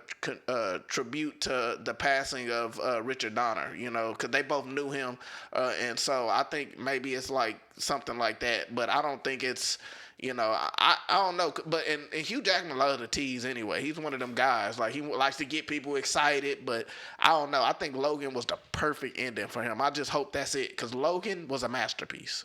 All right, cool. We'll go ahead and end it there, and that concludes our Marvel news roundup. That was a lot of Marvel fucking news. Damn, and speaking of Marvel, I can't wait to play that Guardian of the Galaxy game. Oh my god. Ooh, that shit look good. Stupid ads. All right. We'll go ahead. We'll go ahead and move on. We're going to get flagged for these ads. We'll go ahead and move on to extra news. All right. So, let's see here. Let me just resume that in. All right. Number 1, Dwayne Johnson, Ryan Reynolds, and Gal Gadot's film Red Notice gets a release date of November 12th on Netflix. Number 2, The Tomorrow War 2 is in the works at Amazon. Number 3, Paddington 3 starts shooting in early 2022. Number 4, and by the way, apparently I didn't know this, but the Cannes Film Festival is happening. Wes Anderson's The French Dispatch dazzles at the Cannes Film Festival with Timothée Chalamet, a party bus, and a 9-minute standing ovation. What the fuck? Why would you stand and clap for 9 fucking minutes? That was that good. I can't wait for this, man. I'm excited for Wes Anderson's movie. Oh my god! All right, number 5, Cedric the Entertainer. Cedric the Entertainer to host the 2021 Emmy Awards for CBS with the limited in-person audience and will air on September 19th. Number 6, Amazon Prime Video and IMDb TV signs a multi-year licensing deal with Universal. Number 7, Henry Cavill, Samuel L. Jackson, and Bryce Dallas Howard are among the A-list cast for Matthew Vaughn's spy thriller. That's the one Argylle. I was talking about with John Cena in it. That's the one I was talking about. Oh, okay. All right. Let's see. Number 8, Robert Downey Sr., director and father of actor Robert Downey Jr., dies at 85. Oh, man. R.I.P. Number 9, Zack Snyder to make a sci-fi epic called Rebel Moon for Netflix. I guess that zombie movie must have been successful for them to sign with Zack Snyder. And finally, number 10, the box office report. Black Widow opened at number one with $80 million. F9 drops to number 2 with $11 million and has a current U.S. total of $141 million. And A Quiet Place Part 2 still has the highest grossing movie for 2021 so far, currently at $150 million. So just $9 million separating the two. So yeah, there's a lot of news here, a lot of juicy news that could have just as easily been top news. Yeah. Even I almost considered putting the Cannes Film Festival story in top news, but since it wasn't Marvel, I was like, okay, I'm gonna boot it. Yeah. So yeah, what you want to talk about? Yeah, man, Wes Anderson, I'm excited for that movie because the fact that it's getting buzz at Cannes, and Wes Anderson is one of them all-time great directors. Like, I feel like Wes Anderson don't get enough talk, man. Like people talk about Martin Scorsese, Spielberg, and all these great filmmakers. Wes Anderson should be right there in that same conversation with those guys. He's really spectacular. I loved his last movie, Isle of what was it called? Isle of Dogs, or like what? I think it was Isle of Dogs. It was an animated movie. It was fantastic. I loved it, and all his movies are great. And so the fact that he got a movie coming out and is getting buzz, I'm excited for that for sure. Excited for that movie. And the article says one of the actors couldn't make the trip. Leia Seydoux was absent from the premiere because she was quarantining in Paris after a positive COVID-19 test. But yeah, this article was talking about how like Timothée Chalamet was signing autographs and taking pictures with fans and stuff. And I mean, I love Timothy, whatever his last Chalamet. name. Yeah, because he's a great actor. yeah, so there we go. I just wanted to throw that out there as far as like that story. I did read the story from Variety, and I was like, And oh, this is good. also, Cedric the Entertainer, the host the Emmys. Yeah, I like Cedric the Entertainer. I think he's a great comedian, and I'm glad he kind of got some work in the business. But I always like for the host to kind of match what they're hosting. So like, I always want someone that's in the movie business to host the Oscars, or someone that's in the show TV business. Yeah, to host it. Like, what is Cedric? I don't know because I don't watch TV. But from my knowledge, Cedric the Entertainer ain't doing no TV shows or nothing like that relevant. You know what I mean? So it's like they just plucked a random comedian out of their hat. Instead of like getting someone funny that's doing television right now. I would rather see them, do it. So that's just my only gripe with that. But I mean, who cares? I mean, Cedric the Entertainer is a great comedian, so he's probably gonna do a good job. All right, cool. And also, I want to talk about this movie with Matthew Vaughn. Now, I read about this movie a couple of days ago. And what's so great about it, Matthew Vaughn, he did Bryan Cranston, John Cena, yeah, this Catherine O'Hara. Yeah, this cast is ridiculous, and they're saying that it's gonna be a revolutionary spy movie. Like it's gonna take it the spy genre to new places it's never been. And Matthew Vaughn directing, like Matthew Vaughn is the guy that gave you X-Men First Class. Yeah, he's the guy that's directed so many good. He's the guy that gave you Kick-Ass. He's the guy that directed. Damn it, I can't think of the other spy movies. All right, with the one with Samuel L. Jackson also, and then it's called Kingsman. Yeah. He's the guy that gave you Kingsman. So if you look at the dude's resume, I mean, his resume is very solid. And he's a good director. Even though I didn't like Kingsman 2, I did not like Kingsman 2. But other than that, man, he's gave us some great films. So I'm just excited. And with that cast, are you kidding me? Bryce Dallas Howard, Sam Jackson, Bryan Cranston, Henry Cavill. And they're planning 3 movies. They're planning a trilogy.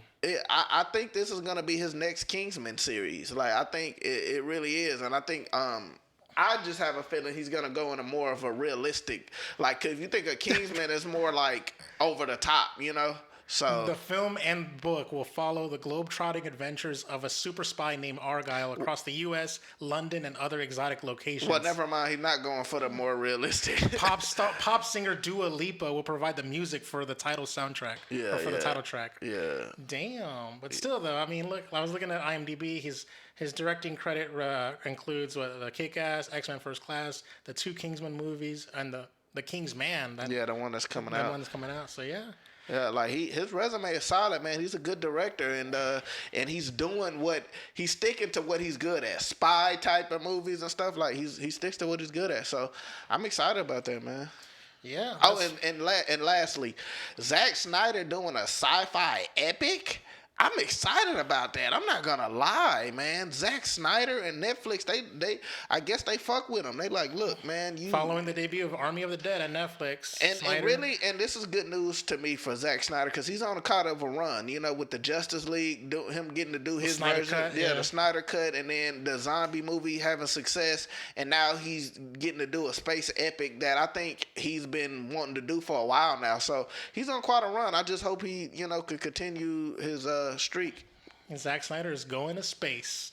So yeah, that's not. This article doesn't seem to have anything anything regarding a release date. It says the production is to start in early 2022. And- No and- actors have been attached. And the thing is, Zack Snyder to me is perfect to do a movie in space. Like, he's big on like green screen, CGI, and all that shit. He's like a pro at all that type of stuff. So I think that'll look beautiful. Damn, it says here Army of the Dead was viewed by 72 million households in the first 4 weeks. Oh yeah, that was good. That did numbers. God damn. God damn. Man, boy, that boy Zack Snyder on a roll. That's what I like, man. That's what I like to see, bro. Like, cause really his career was going to shit after BVS, and his credit. And people don't realize his name was on the original Justice League as the director. So his career was kind of going to shit. He did Sucker Punch, BVS. And he did Justice League. Well, his name was on the theater Justice League, so he was kind of going to shit. But he made a comeback. Ryan, was that Dwayne Johnson announced on the social media platforms that Red Notice will premiere on November 12th. And he says, you're officially on notice. He wrote on Twitter with the siren, fire, and globe emojis. So, oh yeah, right here. Boom. So yeah, that's... What did it say? Netflix is the biggest what? Netflix Next movie ever. Red Notice. Netflix's biggest movie ever premieres on your living rooms around the globe on November 12th. So FBI's top profiler, world's most wanted art thief, and the greatest con man on the world have ever seen. Gal Gadot is bad as oh God, bro. She's one of the top 10 beautifulest women in the world, bro. Like, Jesus. I couldn't even be near her. I don't see how these niggas even near her. Like, shit, man. God damn. So yeah, I just want this was one of those high-profile Netflix projects, by the way, and they got 3 big movie stars and Yeah, they got 3 shit. mega stars right there. I just hope it's not one of them Netflix movies, man. I think it is. To You me, think- it I just comes off as one of them bad Netflix originals. like Project Power or Bright. Oh god. Oh God, Bright was. I was disappointed. I was so excited for Bright, man. I was so disappointed with that. But to me, it's like another. I think Netflix, when they try to do big blockbuster shit, they suck at it still. I think they only good. I when like they Six Underground, all right.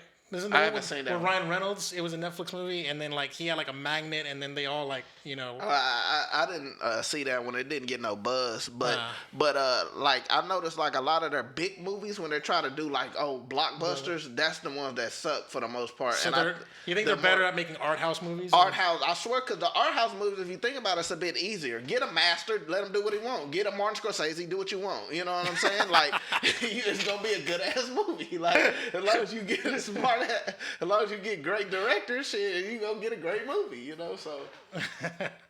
All right, I think that's gonna be it for news. And oh my God, we are on notice for.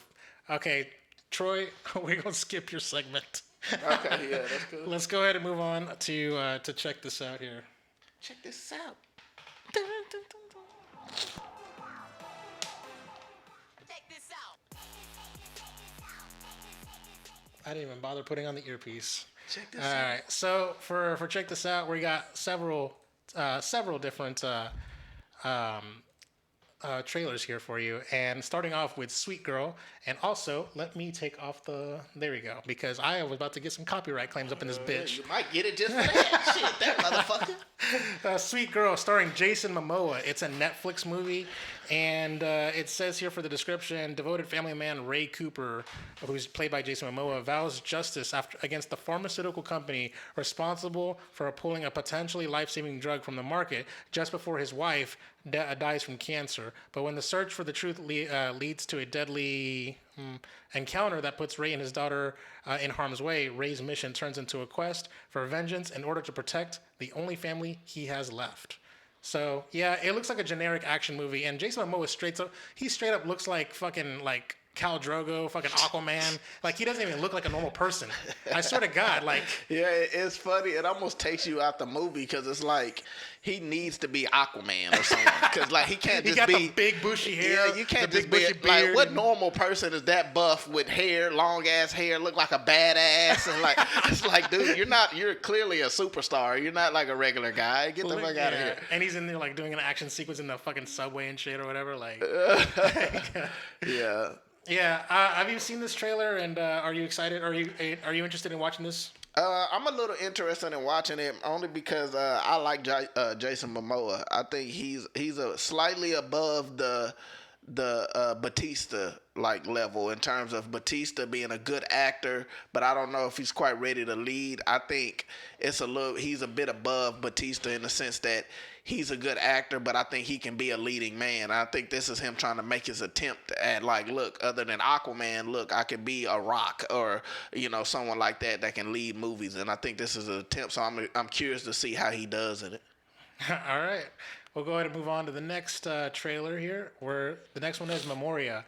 This one was interesting in the sense that it's a very quiet trailer, and it's got a lot of sound, and it's playing with sound a lot. It's a very quiet trailer. It got a lot of sound. I mean, like how do I put this? There's almost no sound in it, but there's like this pulse, this beat that just sort of like a knock. It's just like boom, and then quiet. Boom, Well, play the sound because you get cutting this out there anyway. Oh no, you're gonna have that. Oh, never mind. Nah, I was gonna say, but basically, it's very quiet. There's not a whole lot of dialogue, but you hear her character, Tilda Swinton's character, is hearing this pulse in her head, and the trailer and it's playing it, and so yeah, it's. I mean, it looks and sounds fantastic. I mean, I'm very excited just based off what I'm seeing because the framing of it, the lighting is good. Like you could, it doesn't take. It doesn't take long for you to recognize when something is crafted beautifully. Like it doesn't take long for me to see. I can see a trailer for about 30 seconds and can tell that it's getting very well made. Like you can see the difference. Like look how well that's framed. Look how beautiful that's shot. Look at the color in this. Like then you have Tilda Swinton, a world-class actress. Like I'm looking at this with no sound, never seen it, and I'm just excited for it, man. It's just you could tell this is a fantastic movie. Like look at that framing, man. Like it just looks great. I have no clue what this is about or nothing. Memoria is a bewildering drama about a Scottish woman who, after hearing a loud bang at daybreak, begins experiencing a mysterious sensory syndrome while traversing the jungles of Colombia. Damn, that sounds good. Man, I'm excited. I ain't gonna lie, I'm excited for this movie. That sounds good. All right, Ride the Eagle is a comedy starring Jake Johnson, who I believe isn't he from the New Girl? I want to say. Yeah. Jake Johnson, Susan Sarandon, and J.K. Simmons. So Susan Sarandon plays the mom of Jake Johnson, and so she's dead, and she's she gave him like these tapes that she recorded from beyond the grave, where in order for him to inherit this cabin, this badass cabin in the woods. He needs to do tasks that were on the will in order for him to inherit the movie, and it's basically like a drama comedy movie and stuff. Yeah. It's sort of focusing in on the comedy. I don't know, but basically it's like call the one that got away and all this. It's kind of like melodrama and stuff like that. I don't know. I don't even know what the tone they're going for and stuff like that. But whatever. So that's what the movie's about. I don't really have much to say, but it's going to be coming out on July 30th and in theaters and on digital. So there you go. But J.K. Simmons, man, fucking he pops up at everything. Yeah. I don't know. Do you have anything to say about this or no? Nah. I mean, if it's good, then I hear about it and I want to watch it, but it doesn't pique my interest just off the watching it. All right. We'll go ahead and move on to the next one. Marvel Studios' What If? This is like the big trailer I would say that just dropped this week. Is like we got to hear Chadwick Boseman, his voice in there, and I don't like. Oh my God, I hated Robert Downey. This is not Robert Downey Jr. in his voice. Yeah. And I hated the guy's voice. It just sounded weird. Yeah. It sounded very like a little squeaky, different. Like a little high pitched. It sounded different. But whatever. Anyways, it looks fantastic though, man. Like when I watched this trailer yesterday, and it was like. To me, it just looks so fun, and like I like stuff like What If because the possibilities are endless. It's not like there's nothing you watch and you feel like it's rules and you got to know somewhat where the story is gonna go. You have no fucking clue what they're gonna do because any little thing can create like a multiverse or create an alternate reality, and they can just do whatever they want to. And so thinking of fun of like, oh, instead of this character being here, it was this character here, and just the idea of that, it just seems like endless possibilities of just fun with characters that we got to see in the Marvel universe. Is cool. Yeah. I am very excited for it. It comes out in August. It says. I still gotta warm up August to the 11th. animation though. Oh, it kind of looks like a comic book in my opinion. I like it. I like it. I just gotta warm up to it because anytime animation is new and different, you kind of gotta like. But it looks fucking dope. It looks like it's kind of how they did with Spider-Man Into the Spider-Verse. How Spider-Man Into the Spider-Verse kind of looked like a comic book. Really, Yeah. This kind of in a different art style does the same thing. And Marvel Zombies up in this bitch. Look at that. All right, we'll go ahead and move on to the next one. Disney's Encanto. God damn it. It doesn't. I'm not really feeling it, but it kind of feels like they're going for like the Coco. Why'd you say? Audience. Oh, god damn it! I'm not feeling it. Like it's got like a. I don't know. The word cultural appropriation comes to mind, and I hate saying that, but it's something about it is just doesn't rub me the right way. Yeah. I don't know. It's hard to explain it, but do you see this? I mean, have you actually seen the trailer first off? No, I didn't. But if you're seeing this, what are your thoughts? Just seeing it in silent movie style. I mean, it seemed like I see what you're saying about cultural appropriation, but that's one of the things where you got to see what the story is because, like, if they have a story where that's what it's about, literally, like, just say they about black and brown people getting treated fair in America. I don't know, but that's what you gotta have them type of character. But if you just for the sake of it, like, look, this lady's black, like, look, like the main character is Mexican, or like then it seems like that. But I can't tell what the story is, so I can't really judge if that's what they're trying to do here or not. Yeah. All right. Well, basically, it seems to be about like a family, and everyone in the family has a superpower except for her, like the main character. I guess she's the only one who isn't special, but. I don't know. It's hard. It's. I got a question. Do you miss the old animation or? Oh yeah, I most definitely do. I like this animation, but it's not like I feel like this all I miss the old where it's like I'm watching cartoons. I want to watch I watched The Princess and the Frog in theaters and stuff like that. Yeah, man. That 2D animation, like 2D, the Lion King. I miss that, bro. Like why can't listen? I like that animation. Don't get me wrong. The new 3D kind of animation, but that's all we get nowadays. I'm like, fuck. Yeah. Can we go back to like the 2D cool ass animation every now and then? Fuck. I did. Fucking Disney had like that style under lock and key, man. Yeah. They need to do it. And that's not to say. By the way, even some of the shots in that trailer, that Encanto trailer, it looked pretty cool. It looked good. Beautiful. Yeah, it looked beautiful. But I like that animation. I just every now and then like give me some variety. Yeah, man. All right, the next trailer is The Addams Family 2. Now, I'm not going to lie. I did not watch the first Addams Family animated movie, and I'm like, I am not I forgot they even did an Addams Family animated movie. Fuck. Well, it was successful at the box office. Yeah, I just didn't really. I didn't see it. So I'm not really interested in this, but there it is. It's coming out in theaters this October, by the way. It says October 1st. So that's right there about for Halloween. Yeah, that's smart. This one gonna make money too. I mean, it's the Addams Family. Oh my God, I love this part. I watched this trailer. I love this part. Wednesday is playing with like a voodoo doll or whatever, and so like. It's going throughout the entire trailer. She's playing with the voodoo doll. I gotta go back and watch the first Addams Family only because I was a fan. I always been a fan of the Addams Family. Dun, dun, yeah. So I gotta go back. So check this out. Look, I'm gonna skip forward in the trailer where what's his name? Was it Pugsley or I forgot this kid's name? Is it Pugsley? Pugsley. Okay, yeah. So she's got a voodoo doll of Pugsley, and so every time she does something like hit it or whatever, he feels it. And so there's a part where they're on vacation, and she was just throws him off the cliff with the fucking doll. A bird catches it, and then watch. God damn. That's actually really funny. Yeah. Oh my God. So yeah, I just want to say I appreciate that. I'm not looking forward to the movie. I didn't watch either of the first one. I'm not really caring about it, but at least the trailer was entertaining. So No Man of God is the next trailer.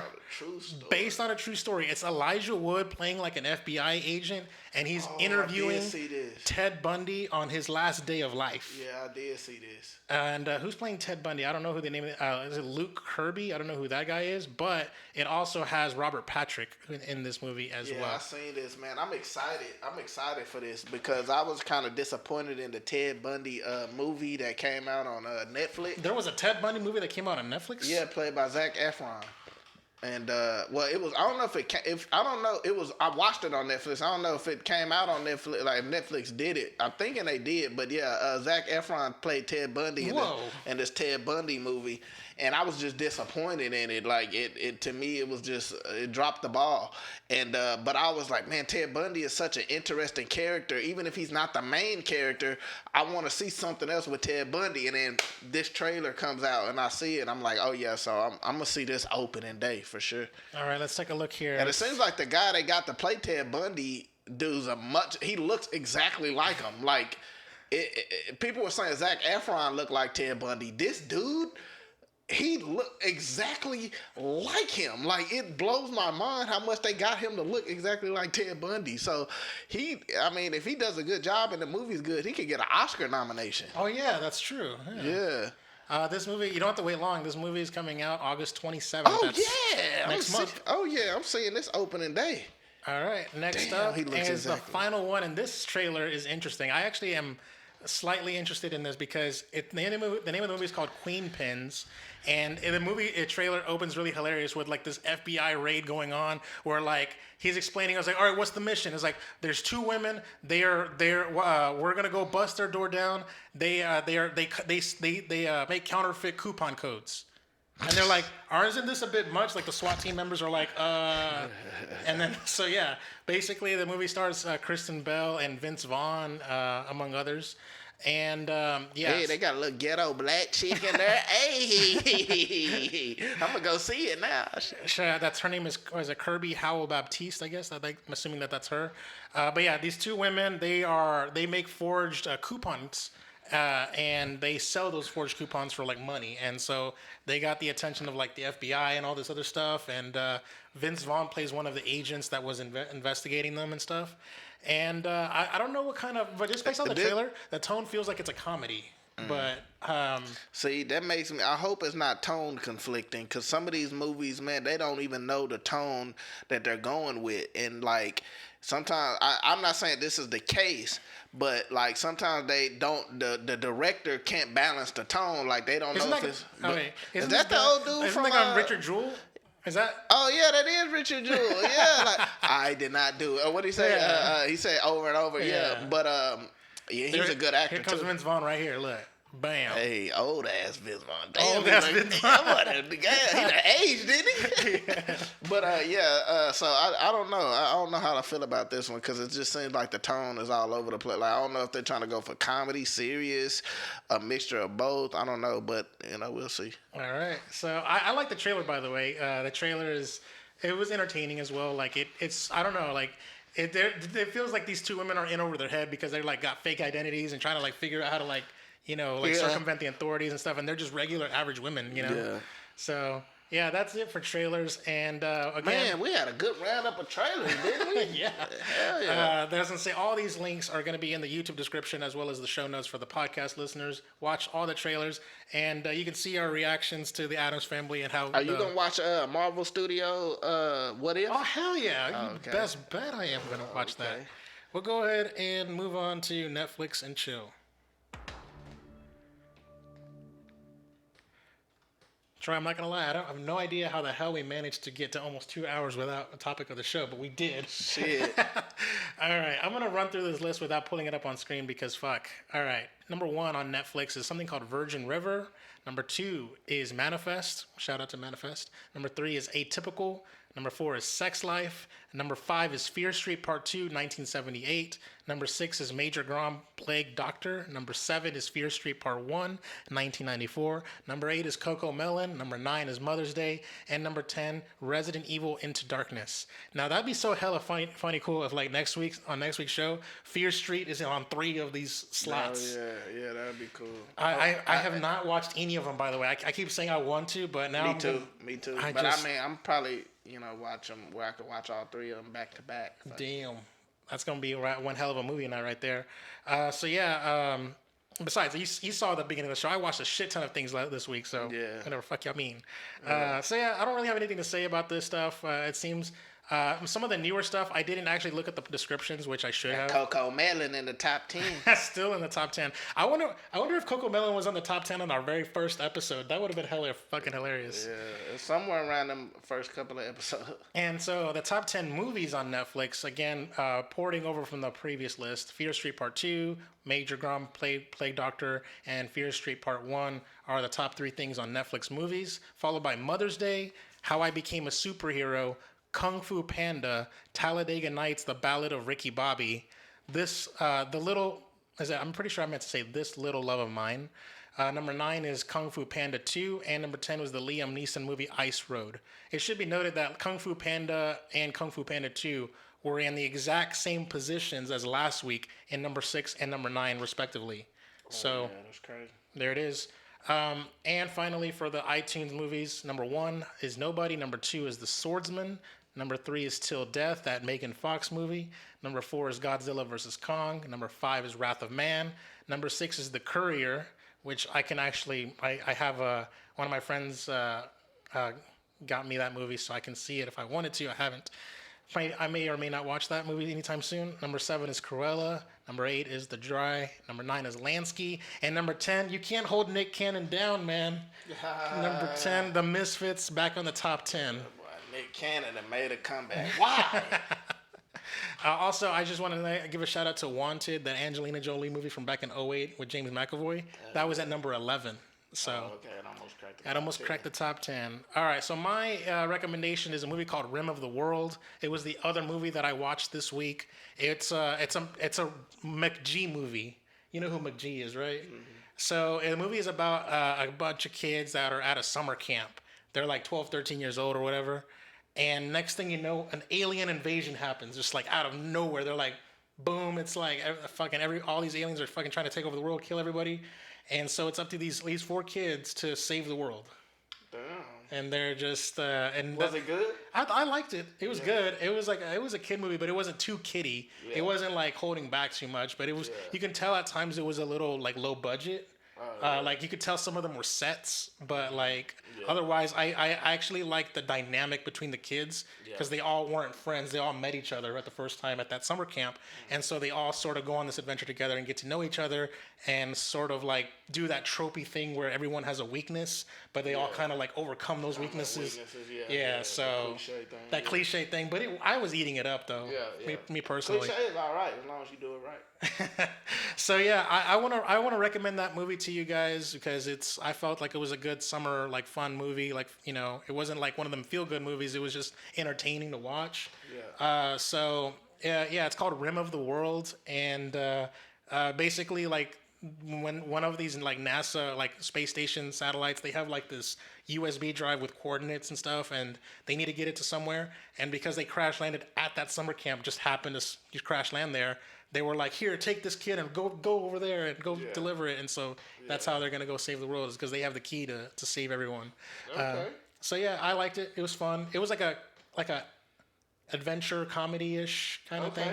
Okay. So do you have a recommendation for the week? No. But I'm going to have 2 recommendations for next week because I got a little surprise for everybody. Oh, okay. Yeah. All right. We'll go ahead and move on to new releases to wrap up this show.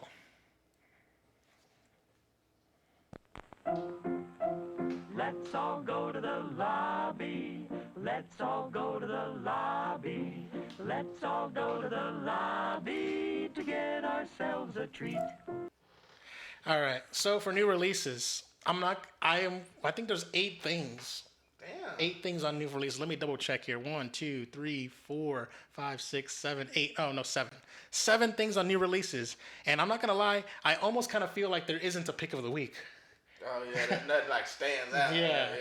Well, we'll see. Jam. Well, we'll see. Space Jam. That shit looks atrocious, but. Number 1, Gunpowder Milkshake. It comes out on Wednesday, which is really weird because movies don't come out on Netflix on a Friday. Yeah, that's a weird. But July 14th, Wednesday, the day after the show premieres, to protect an 8-year-old girl, a dangerous assassin reunites with their mother her mother, and her lethal associates to take down a ruthless crime syndicate and its armies of henchmen. The film stars Karen Gillan, Lena Headey, Carla Gugino, Chloe Coleman, Michelle Yeoh, Angela Bassett, and Paul Giamatti. That is a badass cast for a Netflix movie. It's coming on Netflix as well as in limited theaters, like limited release in theaters. Number 2, Space Jam: A New Legacy. It's going to be out on July 16th in theaters and on HBO Max. Superstar LeBron James and his young son Dom get trapped in digital space by a rogue AI. To get home safely, LeBron teams up with Bugs Bunny, Daffy Duck, and the rest of the Looney Tunes gang for a high-stakes basketball game against the AI's digitized champions of the court, a powered-up roster called the Goon Squad. The film stars basketball player LeBron James as a fictionalized version of himself, along with Don Cheadle, Chris Davis, Sonequa Martin Green in live-action roles, while Jeff Bergman, Eric Bauza, and Zendaya headline the Looney Tunes voice cast. And next up is Escape Room Tournament of Champions, July 16th in theaters. Survivors of the previous escape rooms find themselves in a newly and increasingly elaborate game filled with deadly traps. The film stars Taylor Russell and Logan Miller, reprising the roles from their first film, alongside new cast members India Moore, Holland Roden, Thomas Coquero, and Carlito Olivero. And next one up is Pig, which is coming out in theaters July 16th. Living alone in the Oregon wilderness, a truffle hunter returns to Portland to find the person who stole his beloved pig. The film stars Nicolas Cage, Alex Wolff, and Adam Arkin. That Nick Cage movie that we watched that trailer to, by the way, that from a couple weeks ago. Yeah. I don't realize, but Alex Wolff, apparently he's the guy from the Dwayne Johnson Jumanji movies. Oh, okay. And also he was like a kid star from Nickelodeon called the Naked Brothers Band. So I guess he's getting work there. Next up is Out of Death, July 16th. We watched this trailer for Check This Out as well. A corrupt sheriff's department in a rural mountain town comes undone when an unintended witness throws a wrench into their shady operation. The film stars Bruce Willis, Jamie King, and Lala Kent. That movie don't look good to me. We watched that trailer. It was stupid. I ain't gonna lie. Die in a Gunfight, July 16th in theaters. A man and his old flame cross paths with an assortment of schemers and killers.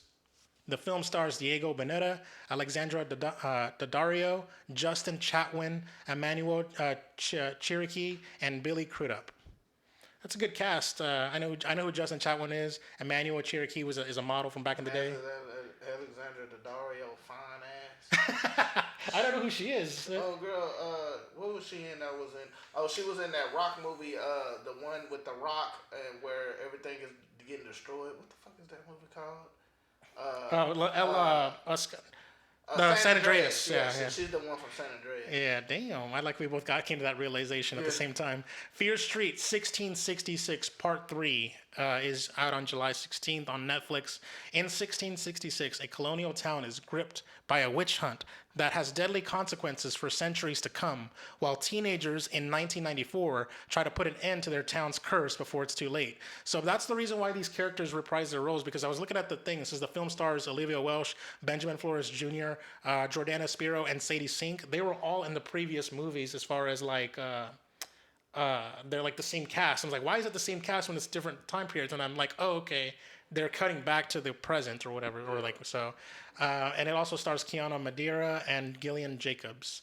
And also, this is not no new releases here, but I just want to do some public service announcements. PSAs: the entire Twilight saga will be available on Netflix this Friday. So all like the Twilight movies, there you go. If you want to watch those, and also. Tomorrow, or the day this podcast drops, is July 13th. It'll be officially 45 days, which means A Quiet Place Part 2 is available to stream at no extra cost on Paramount Plus. So if you have a Paramount Plus subscription, there it is. That's big for Paramount Plus. They're going to have a lot of people watching. Yeah, that's it. So, Troy, you got a pick of the week. My pick of the week, I'm going to go with Escape. Nah, man. I ain't excited for Escape Room. I'm gonna go for Fear Street, even though I haven't seen the first first two parts.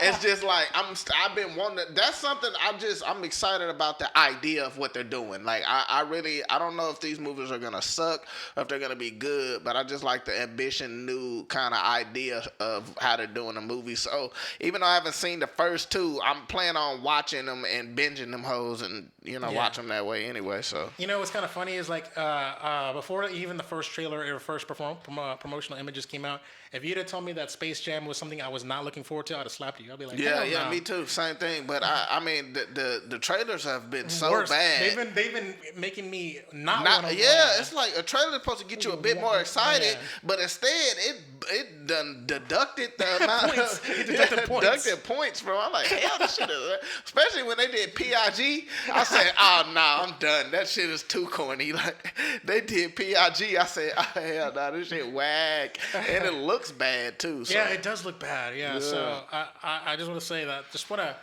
that. I think we did a most anticipated list at the beginning of this podcast, like towards like episode 1 or 2 or whatever. And I vaguely remember us mentioning Space Jam, A New Legacy. I don't know if we did or not. That had to be you. I don't know. I mean, whatever. But we'll have to revisit that list at some point. Yeah, for Be real. like, all right, it's the end of the year. Let's take a look at our most anticipated. Yeah, I think we should do that. That'll be fun. That'll be a good topic of the show right there. So my pick of the week is gonna be Gunpowder Milkshake because it's got all these movie stars and it's an action movie. And yeah, I'm big on action, so it looks good. I would give it to that one. So I'll probably have impressions for you guys on Gunpowder Milkshake, Space Jam, and Fear Street, presumably Fear Street, all those next week for next week's show. So, and all of them are going to be on streaming, by the way, so I don't have to go to the movie theater. So, so yeah, that'll be it for the show here. So we were going to do Sharing the Love, but we got to cut that segment for time. We'll go ahead and end it right here. And now the end. You know what? Fuck that. I forgot. I can't play that. I can't play that for video people. I have to add it in post. I almost fucked myself. That's the second time, what? You know what? That was 3 seconds. Let's see if they strike me. Yeah. Let's see if they strike me. Now for video people. Oh man. All right. It's time to end. Thank you so much for joining us for another episode of Ready Play Movies. Remember, you can reach the podcast by email at readyplaymovies@gmail.com or simply at readyplaymovies on Twitter. I'm on Twitter at Chakalaka88 and Troy. Bracy Troy 58. Don't forget to subscribe, give us a review, tell your friends about the show and all that good stuff. See you next time.